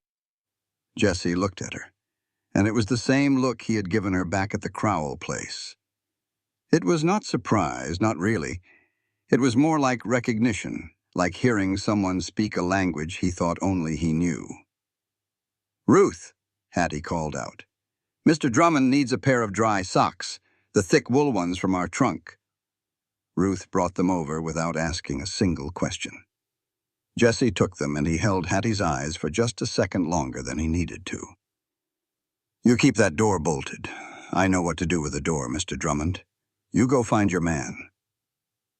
They left. The storm swallowed them up in 3 steps. Billy stood over at the window, his face pressed right against the glass, but there was nothing at all to see but white. Hattie slid the bolt on the door, checked the shotgun again, checked the Colt, and moved Bess over to the far corner of the kitchen where she could not kick the stove. Then she started the coffee. Pearl sat down on the floor right next to Sam. "Mama, is Mr. Ephraim going to die?" "No, baby. How can you be sure?" "Because Mr. Drummond is not going to let him." Hattie poured hot water into the coffee pot. "And because Ephraim Stokes has a daughter down in Austin who needs him to be alive. Men who have daughters do not die easy." The storm howled for 2 hours, the longest 2 hours Hattie had lived since that morning they had found Walter on the floor of the forge. She kept the coffee hot, She kept the stove full of wood. She kept Pearl counting, and Ruth busy, and Sam quiet in his corner with Bess standing over him like some kind of four-legged guardian angel. Billy just paced back and forth, talking just to fill the quiet, the way young men do when they get scared. "Jesse is the toughest man I've ever known, ma'am. One time he rode 30 miles in a thunderstorm just to find a lost calf. And he found it, too. Carried it all the way back on his shoulders." Hattie poured Billy a cup of coffee. "Sit down. Drink this. Pacing is not going to bring them home any faster." Ruth spoke up from the window. "Riders. They are coming." Everybody moved at once. Hattie grabbed the shotgun. Billy went to the door. Through the cracked window you could see shapes starting to form out of the white. 2 horses, 2 riders. One of them was slumped down over his saddle. Hattie threw the bolt open. Jesse came in first, holding Ephraim up. Miguel was on his other side. Ephraim's face was a gray-blue color. His hands were just hanging there, limp. The frostbite was turning his fingers the color of old candle wax. "The stove," Hattie ordered. "Get him over by the stove. Not too close now. You have to warm him up slow or you will kill him. Ruth, I need blankets. Billy, get me some hot water, but not boiling, just lukewarm. Pearl, I need you to count for me." "Count what?" Pearl's eyes were big and round. "I want you to count to 60, over and over again, and every time you get to 60, you tell me. That is how we will keep track of the minutes. Can you do that for me? 1, 2, 3, 4. Ephraim's eyes fluttered a little. He tried to say something. His lips were all cracked and bloody. "Do not talk," Hattie said. She unwrapped his hands. The left one was real bad. 3 of his fingers were white and stiff. The right one looked better. It was still a little pink down at the base. She put both his hands into the lukewarm water. He screamed, I know it hurts, but you keep them in there." She held onto his wrists while he thrashed around. Jesse just stood there watching. His own hands were raw and red and starting to swell up. He had given his gloves to Ephraim somewhere on the ride back. Hattie saw it and pulled him over to the counter without saying a word. She poured some warm water over his hands. He did not scream. His jaw muscle worked back and forth, but no sound came out.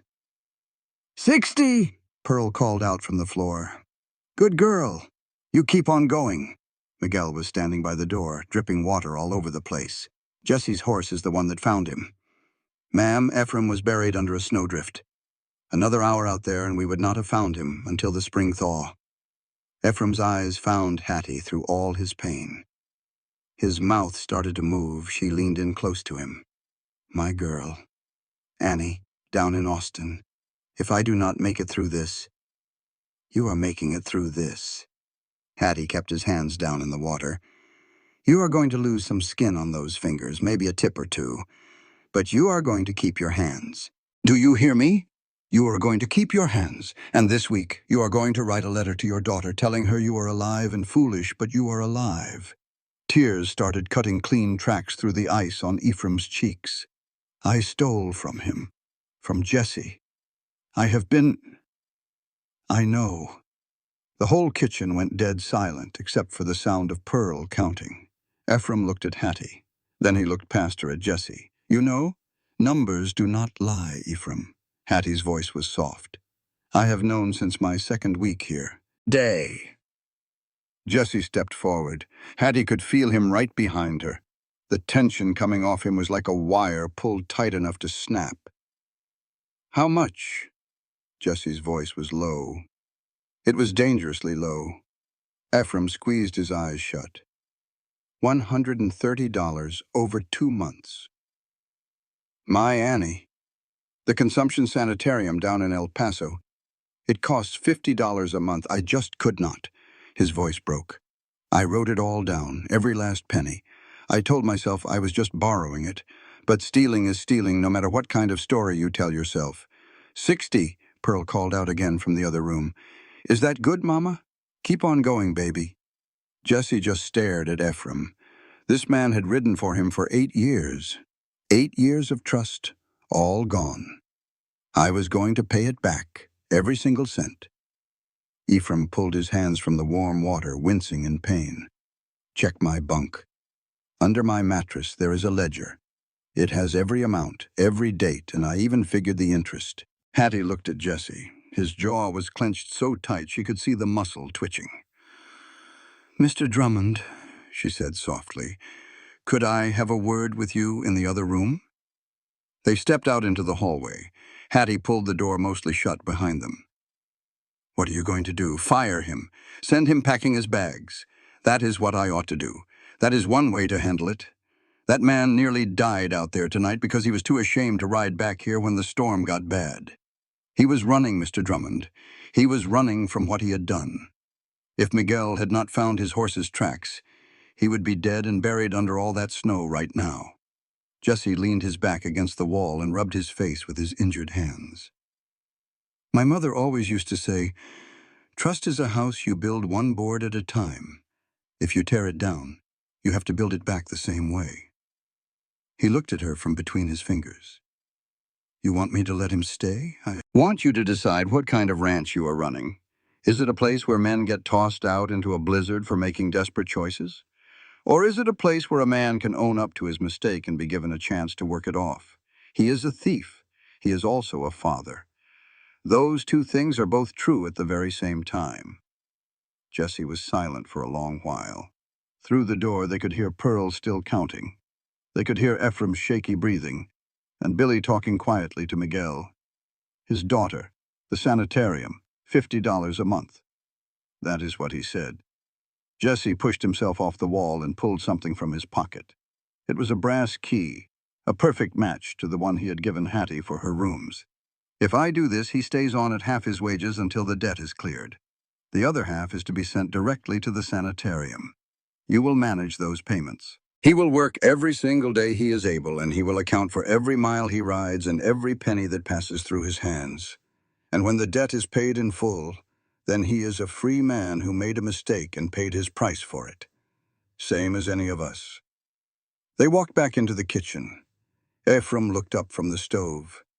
His face was filled with the terror of a man just waiting for the axe to fall. Jesse stood over him. "You stole from me, you lied to me, and you put this entire ranch at risk." "I know." Ephraim's voice was just a crackle. "I will pack my things tonight. As soon as I can feel my hands again, you will do no such thing." Jesse pulled a chair over and sat down so they were at eye level. "You will stay. You will work off what you owe at half wages. The other half will go to Annie's sanitarium, sent directly. Mrs. Calhoun will handle the money. Your daughter is to write to us every month. We are now invested in her getting well." Ephraim just stared at him. His chapped lips moved, but no words came out for a long time. "Why? After everything I did? Why would you do this?" "Because good men sometimes make bad choices when they feel like they have no other choice left." Hattie stepped forward. "And because this ranch needs every last hand it has, especially during the winter, and especially right now." Ephraim's head sank down to his chest. His shoulders began to shake. This big, weathered cowboy, 55 years old and as tough as saddle leather, was crying right there in the kitchen, with a cow in the corner and a 9-year-old girl counting out the seconds. "60, Pearl announced. "That is a lot of 60s, Mama. Can I be done now? You can stop now, baby. You did perfectly." Sam made a move. Nobody saw it happen at first because no one was looking his way. The boy slid right off his stool, walked across the kitchen floor, past Bess the cow, past Billy, and past Miguel, until he stopped right in front of Ephraim Stokes. He held out his little hammer. Ephraim looked at the small hammer through his tears, then looked at Sam's solemn, silent face, a face that had not spoken a single word in 2 years. Sam pushed the hammer a little closer, insistent. It was the way children offer their most precious thing to someone who is hurting, because they do not know what else they can possibly give. Ephraim took it. His frostbitten fingers could barely close around the wooden handle. He held it close against his chest, the same way Sam always held it. "Thank you, son." His voice was barely a whisper. Sam stood there for another moment. Then he turned around, walked back across the kitchen, climbed up into Hattie's lap, and pressed his face right into her chest. Hattie wrapped her arms around him and held on tight. Ruth had watched the entire scene from the window. Her eyes were bright with tears, but she would die before she let anyone see her cry. She turned away, making herself busy with the coffee. The storm was finally easing up. The wind still howled, but that killing fury had passed on. Through a crack in the window, stars were showing between the clouds that were racing by. Jessie moved to stand beside Hattie, looked down at Sam in her lap, and then at the hammer that was now in Ephraim's hands. "He gave away his hammer," Jessie said in a quiet voice, "just for him. He will want it back, but he knew Ephraim needed to have it more right now." How does a 5-year-old boy know something like that? Because he lost his own father. He knows what broken looks like. He knows what helping looks like, too. He just does not have the words for it yet. The kitchen door exploded inward. It was not the storm. It was boots. Several pairs of boots. Wade Pard stumbled through the doorway with a pistol in his hand and 3 men right behind him. They were drunk. All of them. Full of whiskey courage and bad intentions. Nobody move. Wade swung the gun around wildly. His eyes were blood red. His coat was torn clean through. He had ridden through that blizzard on nothing but pure meanness. Jessie stepped forward. Hattie grabbed his arm to stop him. "Wade!" Jessie's voice came out flat and cold. "You picked a poor night for this sort of visit." "I picked the perfect night," Wade laughed. It was an ugly sound. "The whole town is locked in tight. Nobody is coming to help you. It is just us, having a conversation about what I am owed." "You are owed nothing at all." 8 years. Wade's voice cracked high. "For 8 years I ran this place. I kept it going when you were too busy grieving over Sarah to lift a single finger. And what do I get for it? I get thrown out, replaced by some fat woman who cannot mind her own business." Pearl whimpered. Ruth pulled her in closer. Sam pressed himself deeper into Hattie's chest. Hattie stood up and set Sam down in Ruth's arms. Every single man in that room watched her rise to her full height. 220 pounds of woman stepping between a drunk man's gun and her children. "Mr. Pard, you want to talk about what you are owed? Then let us talk." She kept her voice steady and level, the same voice she had used on Mrs. Whitfield, the same voice she had used at Morrison's store. $600 in petty theft. Store charges made under Jessie's name after you had been fired. Cattle sold on the side to a buyer down in Fort Worth, 15 head at $30 each. Wade's gun hand was trembling. "How in the world do you know about the cattle?" "Miguel counts every little thing, Mr. Pard. Dead cattle leave bones behind. Those bones get counted and then they are burned. There are no bones for those 15 head of cattle because they did not die. You sold them." Wade's companion shifted his weight. One of them, a thin man with a nervous face, spoke up. "Wade, you said we were just coming here to talk." "You shut up, Carol." Hattie took another step closer. "Here is exactly what is going to happen now. You are going to put that gun away. You are going to ride out of here tonight. You are going to keep on riding until Montana is just a memory. And in return, we are going to forget about the cattle theft that would put you in prison for 10 years. Or what? Or I will file charges on Monday morning with Sheriff Thompson. I have the records from Morrison's. I have the bank records. I have your own signature on all those store receipts." She paused for a moment. "And I have the bill of sale from the buyer in Fort Worth. Your name, in your handwriting. 15 head of Drummond cattle sold under false pretenses." "You are lying." Wade raised the gun up toward her face. "You do not have any bill of sale." Miguel's voice came from over behind the stove. "She is not lying, amigo. I wrote to Fort Worth myself. The buyer was happy to provide a copy for us." He stepped out into the lamplight. That old Colt Navy held steady in his hand. "Now, put the gun down." Billy appeared from the hallway carrying a rifle.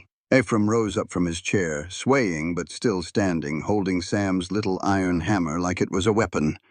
Wade looked all around the room. He counted the guns, he counted the faces. Even Bess the cow seemed to be staring him right down. Carol grabbed Wade's arm. "We are leaving right now. This is not worth dying over." Wade shook him off. His gun hand shook even worse than before. The barrel of the gun swung between Hattie and Jesse and Miguel. "This is not over, Drummond. Do you hear me? It has been over for a while, Wade." Jesse's voice held no anger anymore, just a tired certainty. "You were just the last one to know it." Wade holstered his gun. He was clumsy, and he almost dropped it. He pointed a finger right at Hattie. You did this. Everything was just fine until you showed up." Hattie looked at him. She really looked, right past the rage, past the whiskey, and past the cruelty. She saw what she had seen in the ghost of Jack Randall's bones in that original ledger. A man who desperately wanted to belong somewhere, who had worked for 8 years believing he was family, only to be shown that he was just hired help. Everything was not fine, Mr. Pard. You were stealing from the only man who ever gave you a chance. That is not fine at all. That is just plain sad. Wade flinched as if she had slapped him across the face. His mouth opened, and then it closed. Something human flickered for a second in his bloodshot eyes. Then it was drowned out by the whiskey and his pride. "Go to hell," he said, "all of you." He pushed his way through the door. His men followed close behind. The sound of hoofbeats, sloppy and fast, faded away into the dying storm. The kitchen held its breath. Then Pearl spoke up. "Mama, I forgot to do my counting during the scary part. Should I start all over?" Hattie sat down hard in the nearest chair. Her legs had completely stopped working. The shaking she had held back came all at once, rolling right through her body. Ruth brought her some coffee without being asked, black and strong and in a steady hand.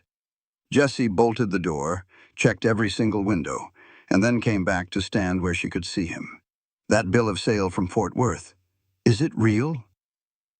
"Every word of it." Hattie's voice trembled, but it held. "Miguel really did write to the buyer. The man responded last week. I have it right here in the ledger. For a whole week, I had been watching, just waiting for the right time." Hattie clasped the coffee cup with both of her hands. The deep cuts on her palms ached something fierce beneath the bandages. Tonight was that time. Miguel put his Colt back in its holster. "He will know by sunrise that you are not playing games. By that time, he will either be heading south for the border or coming back here even madder." Billy clutched his rifle, his young face looking pale in the dim light. "He is not coming back," Hattie said as she sipped her coffee. "Men like Wade have to believe their victims are the problem. I just gave him a bad guy to put the blame on, me, the big woman who messed it all up. He will ride off telling that story over and over until it becomes the truth in his mind. That is a whole lot easier than facing the fact that he brought all this on himself." Jessie sat down on the other side of the table from her. The lamplight flickered as the storm outside finally started to die down. A cow stood there in the kitchen, and her children were safe at last. He studied her the same way he had studied that crossbeam on the first day, like she was something he needed to understand, not something that needed fixing. "You took a heck of a chance stepping in front of that gun like that. He was not going to shoot me. You cannot know that for sure. I know about drunk men, Mr. Drummond. I was married to a good one for 9 years. Drunk men with folks watching want to be noticed. They do not actually want to kill nobody. Wade needed people to see how wronged he was. You cannot have witnesses if you go and shoot them all." Jesse just shook his head real slow. "You figured all of that out with a loaded gun pointed right at your face. I figured it out while I was making biscuits 3 days ago. Tonight, I just stood where I knew I was supposed to stand." Sam had drifted off to sleep in Ruth's arms. Pearl had made a bed for herself on the floor right next to Bess, using the cow's side like a big warm pillow. Ruth sat there stiff as a board, holding her little brother and watching the door as if it might bust open all over again. "Ruth," Hattie said gently, "it is all over now. You can get some rest." Ruth's back stayed ramrod straight for another second. Then you could see the tension leave her. She let herself lean against the wall, still cradling Sam, and finally closed her eyes. Hattie glanced over at Ephraim, who was still on his feet, still clutching Sam's hammer. The frostbite on his fingers was starting to puff up. He was going to need some proper medical attention. E. You sit yourself down before you fall down and give me back my son's hammer. Ephraim finally sat. He offered her the hammer, but then paused for a moment. That boy of yours, he is a special kind of young man. All my children are special, Mr. Stokes. Now let me have a look at those fingers. She carefully tended to his hands by the light of the lamp as the storm outside took its final breaths. Jessie kept the fire going in the stove. Miguel went to check on all the animals. Billy dozed off in a chair, his rifle laid across his lap. Bess the cow just chewed her cud, watching every one of them with the calm wisdom of an animal who found herself in a kitchen during a blizzard and just figured she would make the best of a strange situation. Hattie finished wrapping up Ephraim's hands. The left one would surely scar. He might lose the very tip of his littlest finger, but he was going to keep his hands. He would get to write that letter to his Annie. Outside the window, the first few stars started to peek through the clouds. The storm had passed. The full extent of the damage would be clear as day in the morning. But the house had stood strong. The people inside had stood strong too. Hattie leaned her head against the high back of the chair. Her gaze drifted across the room and found Jessie. He was watching her. Not her body, not her size, just her. She met his eyes for the length of 3 heartbeats. Then she closed her own and let the peaceful quiet settle over her. The morning light showed just how bad the damage was. Hattie stood out on the porch, nursing a coffee with her bandaged hands, and took stock of what the blizzard had claimed. 3 whole sections of fence were down. The little barn had caved in, just exactly like she knew it would. Shingles were ripped clean off the bunkhouse roof. The chicken coop was leaning something awful to the left. Diablo the rooster stood right on top of it, looking like some general surveying his lost battlefield. Pearl came and stood right next to her, already busy counting. 7 fence posts are broken, Mama. 8, 9. That one over there is just leaning. Does leaning count? Leaning counts. Everything counts. Jessie came around the side of the house. He and Miguel had been up well before the sun, checking on the cattle. You could read the story on his face long before he said a word. Lost 4 head. They were frozen solid up in the north pasture. The rest of them made it under the shelter. It could have been worse. It could have been a whole lot worse. He came to stand beside her on the porch, not quite touching, but close enough for her to feel his warmth against the cold morning air. We need to have a talk, Hattie. It was the first time he had ever used her given name without putting a Mrs. in front of it. She noticed. He noticed that she noticed. After breakfast, she told him, the men need to be fed first. She ended up cooking for 11 people that morning, all the cowboys, herself, Ruth, and Pearl. Sam sat on his little stool, eating his biscuits and watching Bess through the window. They had moved the cow into the main barn as soon as it was light out. Pearl had made a point to walk her over there herself, singing to her the whole blessed way. Ephraim sat at the table with his hands all wrapped up thick. He could not even hold a fork. Without a word, Billy started cutting up his meat for him. There was no fuss made about it. It was just one fella helping out another. Ephraim's eyes got a little misty, but he blinked it back and kept on eating. Miguel gave his report in between bites of food. The south fence is what we got to fix first, senor. If we lose that one, the cattle will scatter all the way to Mexico. Take Billy and 2 of the others. Hattie went around the table, pouring more coffee for everyone. Ephraim is on light duty until those hands of his get better. He can help me take inventory. Jessie looked at her from across the table. There was something in his eyes she could not quite figure out. After breakfast, he said, in my study, both of us. The men filed out of the kitchen. Ruth began clearing the table without even being asked. Pearl took Sam outside to go count the chickens. Miguel rounded up the cowboys and herded them toward the south fence. Hattie dried her hands on a towel and glanced at her reflection in the window pane. It was the same large woman, the same tired eyes, the same cracked hands staring back at her. She went on to Jessie's study. He was standing there behind his desk with a stack of papers spread all out. It was not the ranch ledger, it was something else entirely. They were legal papers, thick and official, with a seal on them she did not recognize.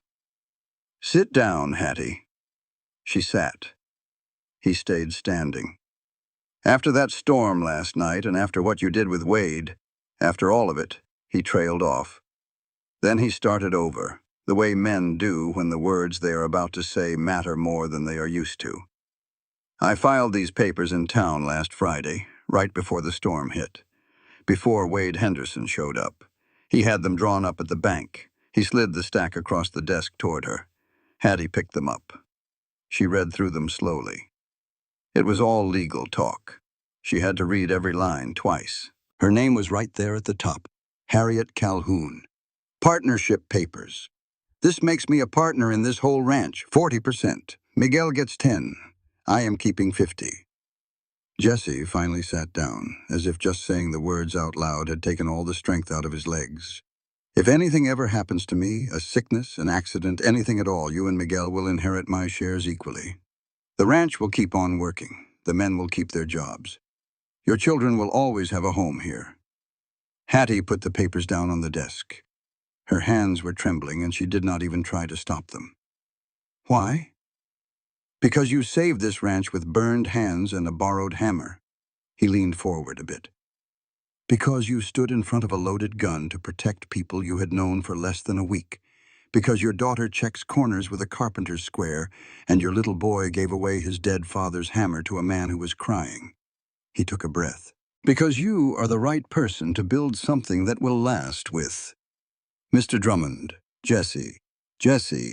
She picked up the papers one more time. She had to look at the numbers one more time. 40%. From a woman left with nothing to a landowner. From being told she was too heavy for a mail-order husband to having a stake in a real working ranch. "I just do not know what to say." He told her, "Say yes. This is about more than just business." A stillness settled over the room. From the yard, she could barely hear Pearls counting. 14 chickens. "Diablo, you hold still now. You are number 15. Jesse got up and paced to the window, then came back and took his seat again. "My own mother arrived in Montana with just $17 and a chest full of books. My father gave her a job. 4 years down the road, he proposed. She asked him, 'Why are you asking me now?' And he told her, 'Because I have seen enough of you to know you are made of the right stuff to build something that lasts.'" From his vest pocket, he took out a small object. It was a simple gold ring, worn smooth after years on a woman's finger. "This was my mother's wedding ring." He placed it on the desk right there between them. "I have been carrying this for 3 months. Before you ever showed up here, before I even knew a woman like you was out there, I was waiting for the right one to give it to." Hattie's eyes moved from the ring to his face, then back to the ring. "You have only known me for 9 days. I knew who you were the minute I saw you sink a nail into that frozen wood with a busted hammer, all while your boy was clinging to your dress." Jesse's voice got quiet and deep. "I knew you when you marched across that street to face down a woman who tried to cut you down to size, and when you trudged through a blizzard just for a milk cow, and when you put yourself between a loaded gun and a drunk fool and convinced him to run instead of shoot. That is not the same as knowing a person. That is just observing them. No, that is exactly what knowing is. It is seeing what somebody does when the whole world is trying to break them." He leaned in closer. "I am not asking because it makes good sense, even though it does. And I am not asking because this ranch could use a woman's touch, even though it could. I am asking you because I cannot picture trying to build one more day of my life unless you are right there in it, telling me how I am messing everything up." Hattie actually laughed out loud. The sound was a surprise, even to her. It felt like ages since she had laughed for real, without thinking about it first. "I guess I do that a good bit, do I not? You do it just right." She reached out and picked up the ring. It was plain and true, worn by a woman who had made a life out of scratch, the same as Hattie was trying to do. The lamplight caught in the gold and made it glow with a soft warmth. "My children will be my own if you are all right with that. I am not looking to replace their father, just to build on what he began. Ruth is going to challenge you every chance she gets. I am counting on it.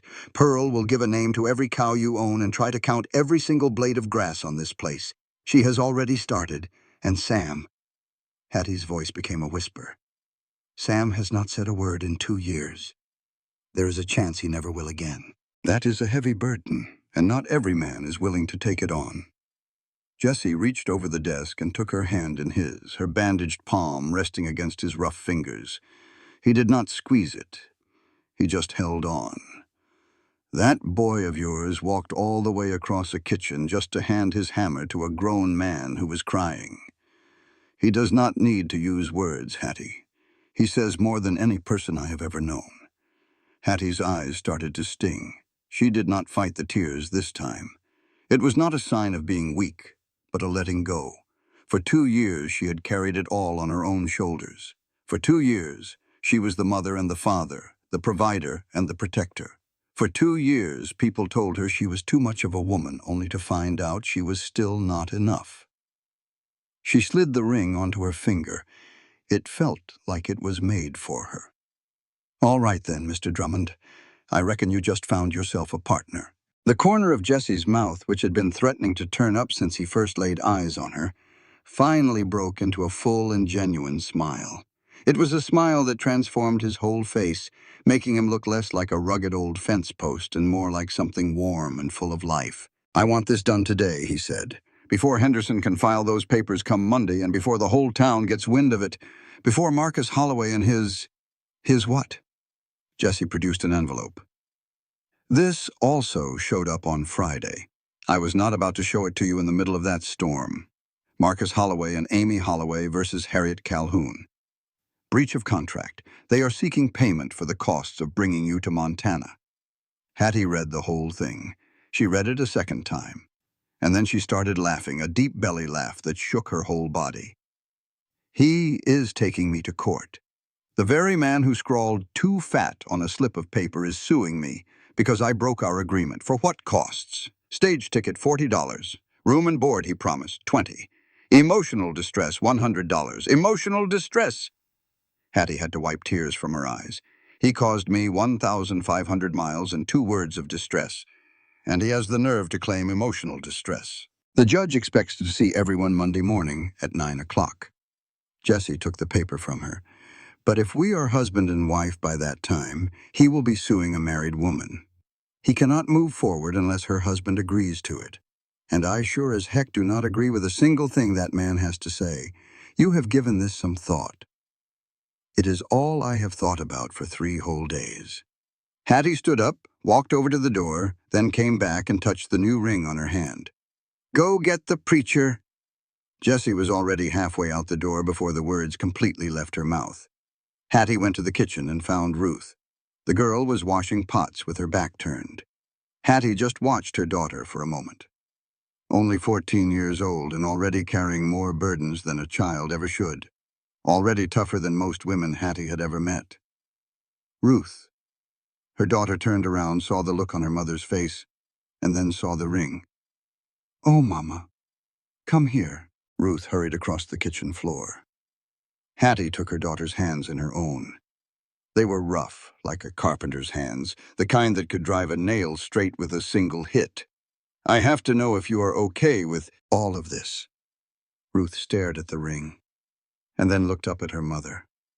Her jaw was tight, the way it always got when she was trying not to cry. "Do you love him?" "I am going to. It is growing, but it is slow and true, like all the best things are. Does he love you?" "He loves the things I make. He loves the way I put my back into my work. He loves that I do not back down when others would. The rest of it will come in time. Papa would have wanted you to be happy. Papa would have wanted us to be safe. We can build our happiness after that." Ruth gave her mother's hands a squeeze. "Then you do it. You build it." Just then, Pearl flew into the room. "Mama, a preacher is coming up the road on his horse, and Jesse is waving his hat at him like a madman, and Miguel is all teary-eyed, and Billy is trying to find a shirt that is clean, and what is going on? We are getting married, sweetheart." Pearl stood completely still for about 2 seconds, which was the longest she had ever been quiet in her life. "Today?" "Yes, today. Can I be the one who carries the flowers?" We do not have any real flowers because of the blizzard, but I found some dried ones in Sarah's room and I counted them already. There are 14. Of course, Pearl, you can be the flower girl." Pearl disappeared in a flash. Hattie could hear her counting as she went down the hall. 14 flowers. It will be 15 if I break this big one in two. Hattie went to her room and put on her blue dress. It was patched and clean, but it was the finest thing she owned. She took the pins from her hair, gave it a good brushing, and pinned it right back up before looking at herself in the mirror. She saw a big woman in a simple blue dress, with a gold band on her finger and scars on both of her hands. She was not a beauty, and she was not what some man had picked out of a book. But she was standing tall, standing in a place she had paid for with her own sweat and her own choices. She opened her travel bag and took out the old photograph that was tucked away in her mother's account book. It was her, 5 years younger, next to Walter in his Sunday best. The same picture she had mailed to Leland Fitch. The one he had seen right before he wrote those 2 words.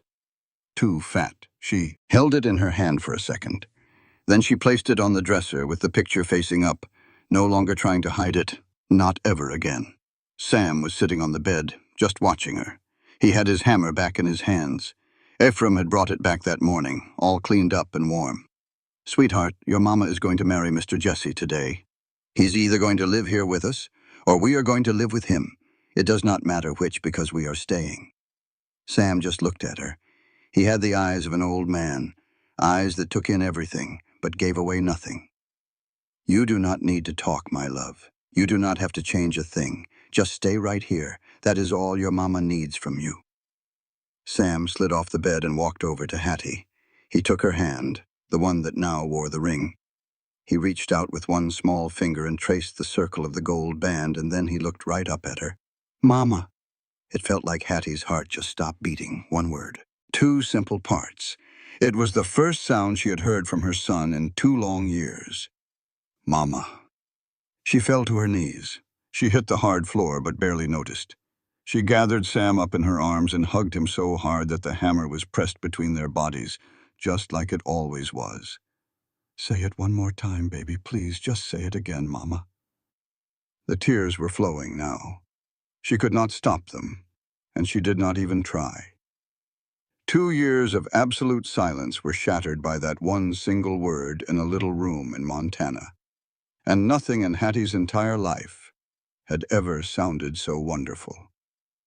Ruth showed up in the doorway. She had heard Sam's voice. Her hand shot up to cover her mouth.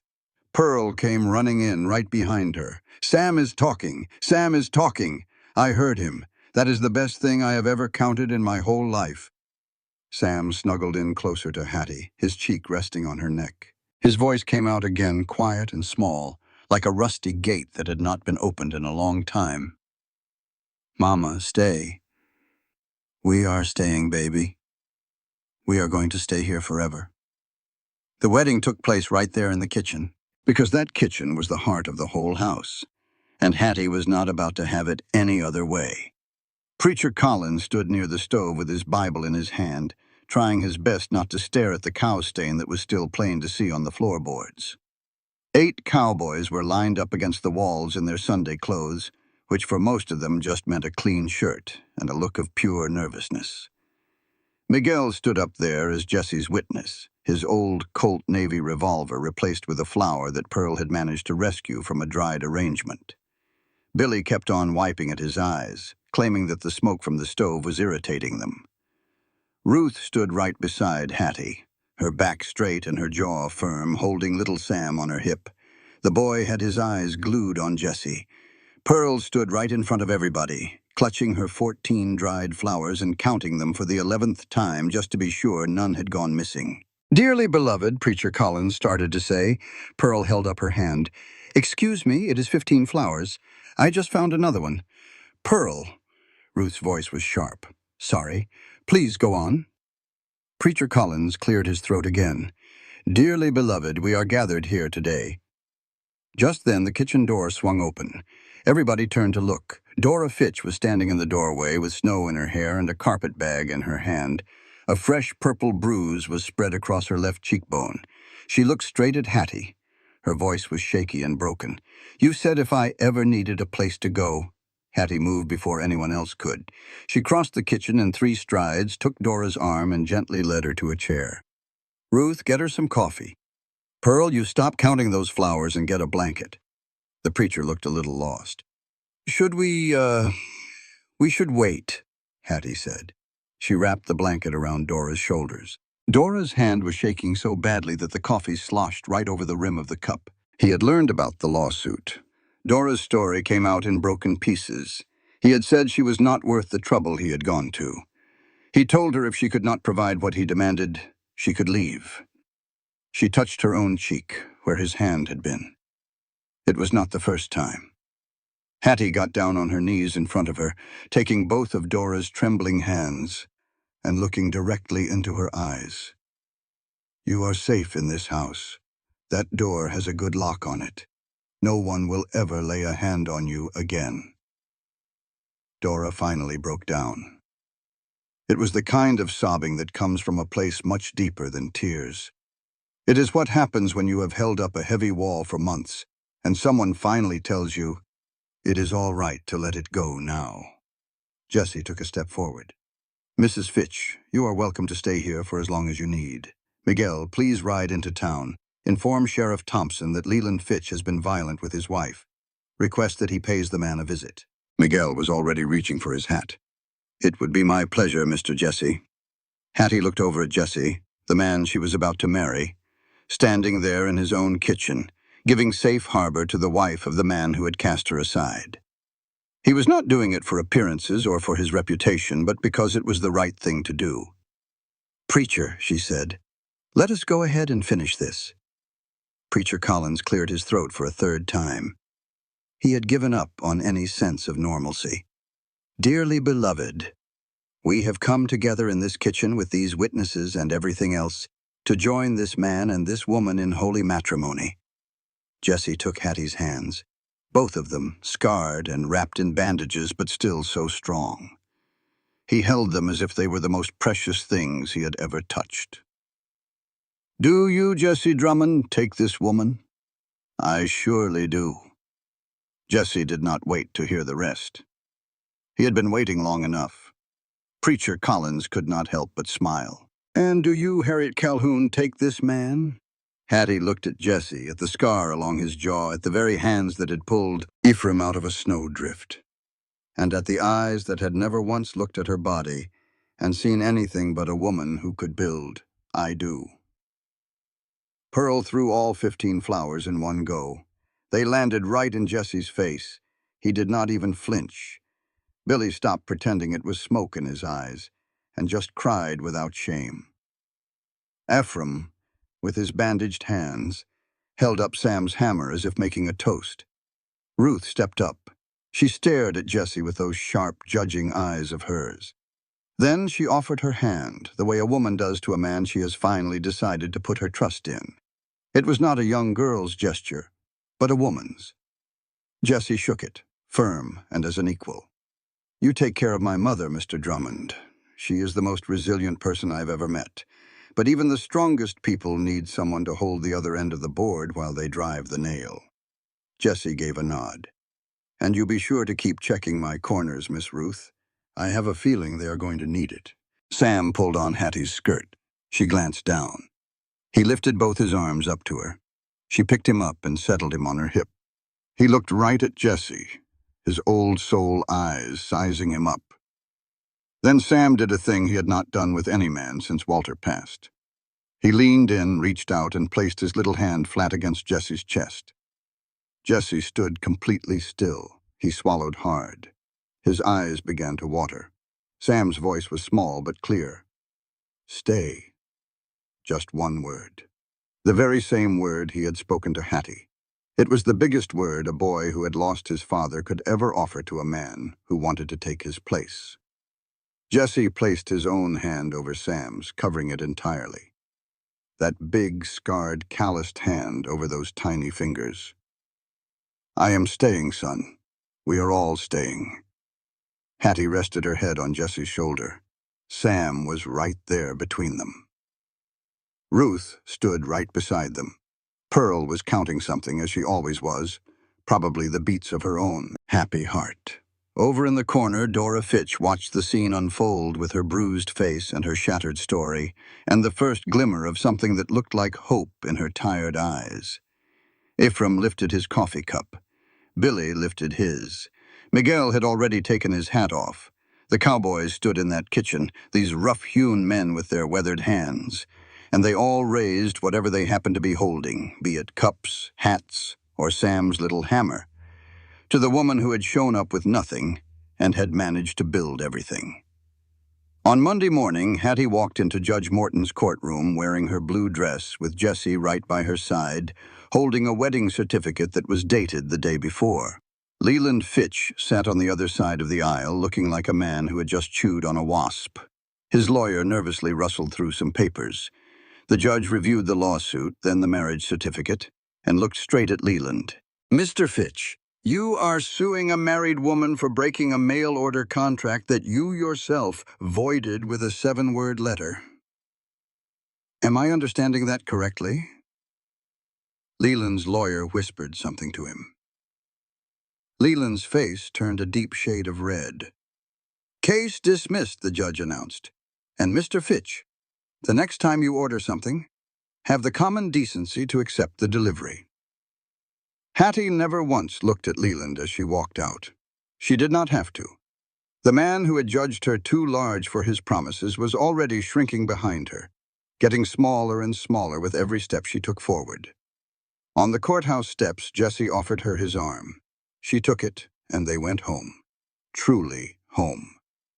They drove back in the wagon through the snow, passing the Craig homestead where Hattie had built her very first shelter. It was still standing, crooked and rough, held together by nothing but grit and pure stubbornness. She planned to build a proper place there once spring arrived, a stopping point for women like Dora, who needed solid walls, a locked door, and a chance to make a new start. Pearl leaned forward from the back of the wagon. "Mama, how many days have we been here in Montana?" "9 days, my dear." Pearl was silent for a minute, doing the math in her head. "That is not a lot of days to build a whole new life." "No?" Hattie replied with one hand on her wedding ring and the other reaching toward the future. "But it is enough. It is always enough when you begin with the right materials." Sam sat in Ruth's lap, clutching his hammer, just watching the big Montana sky. And somewhere between the falling snow and the quiet, in a voice still hoarse from 2 years of not being used, he began to hum, tuneless and absolutely perfect. It was the same hymn Walter used to hum in his forge. Ruth was the first to hear it. Her arms tightened around her little brother. Pearl stopped her counting. Jessie's hand found Hattie's there on the wagon seat. They all rode home together. They were a family constructed from broken pieces of wood and bleeding hands, and from a stubborn refusal to stay down when the world tried to push them to their knees. Some things are built to last, not because they are perfect, but because someone made the choice to keep building when any sensible person would have given up. Harriet Calhoun chose to keep on building, and that, in the end, made all the difference.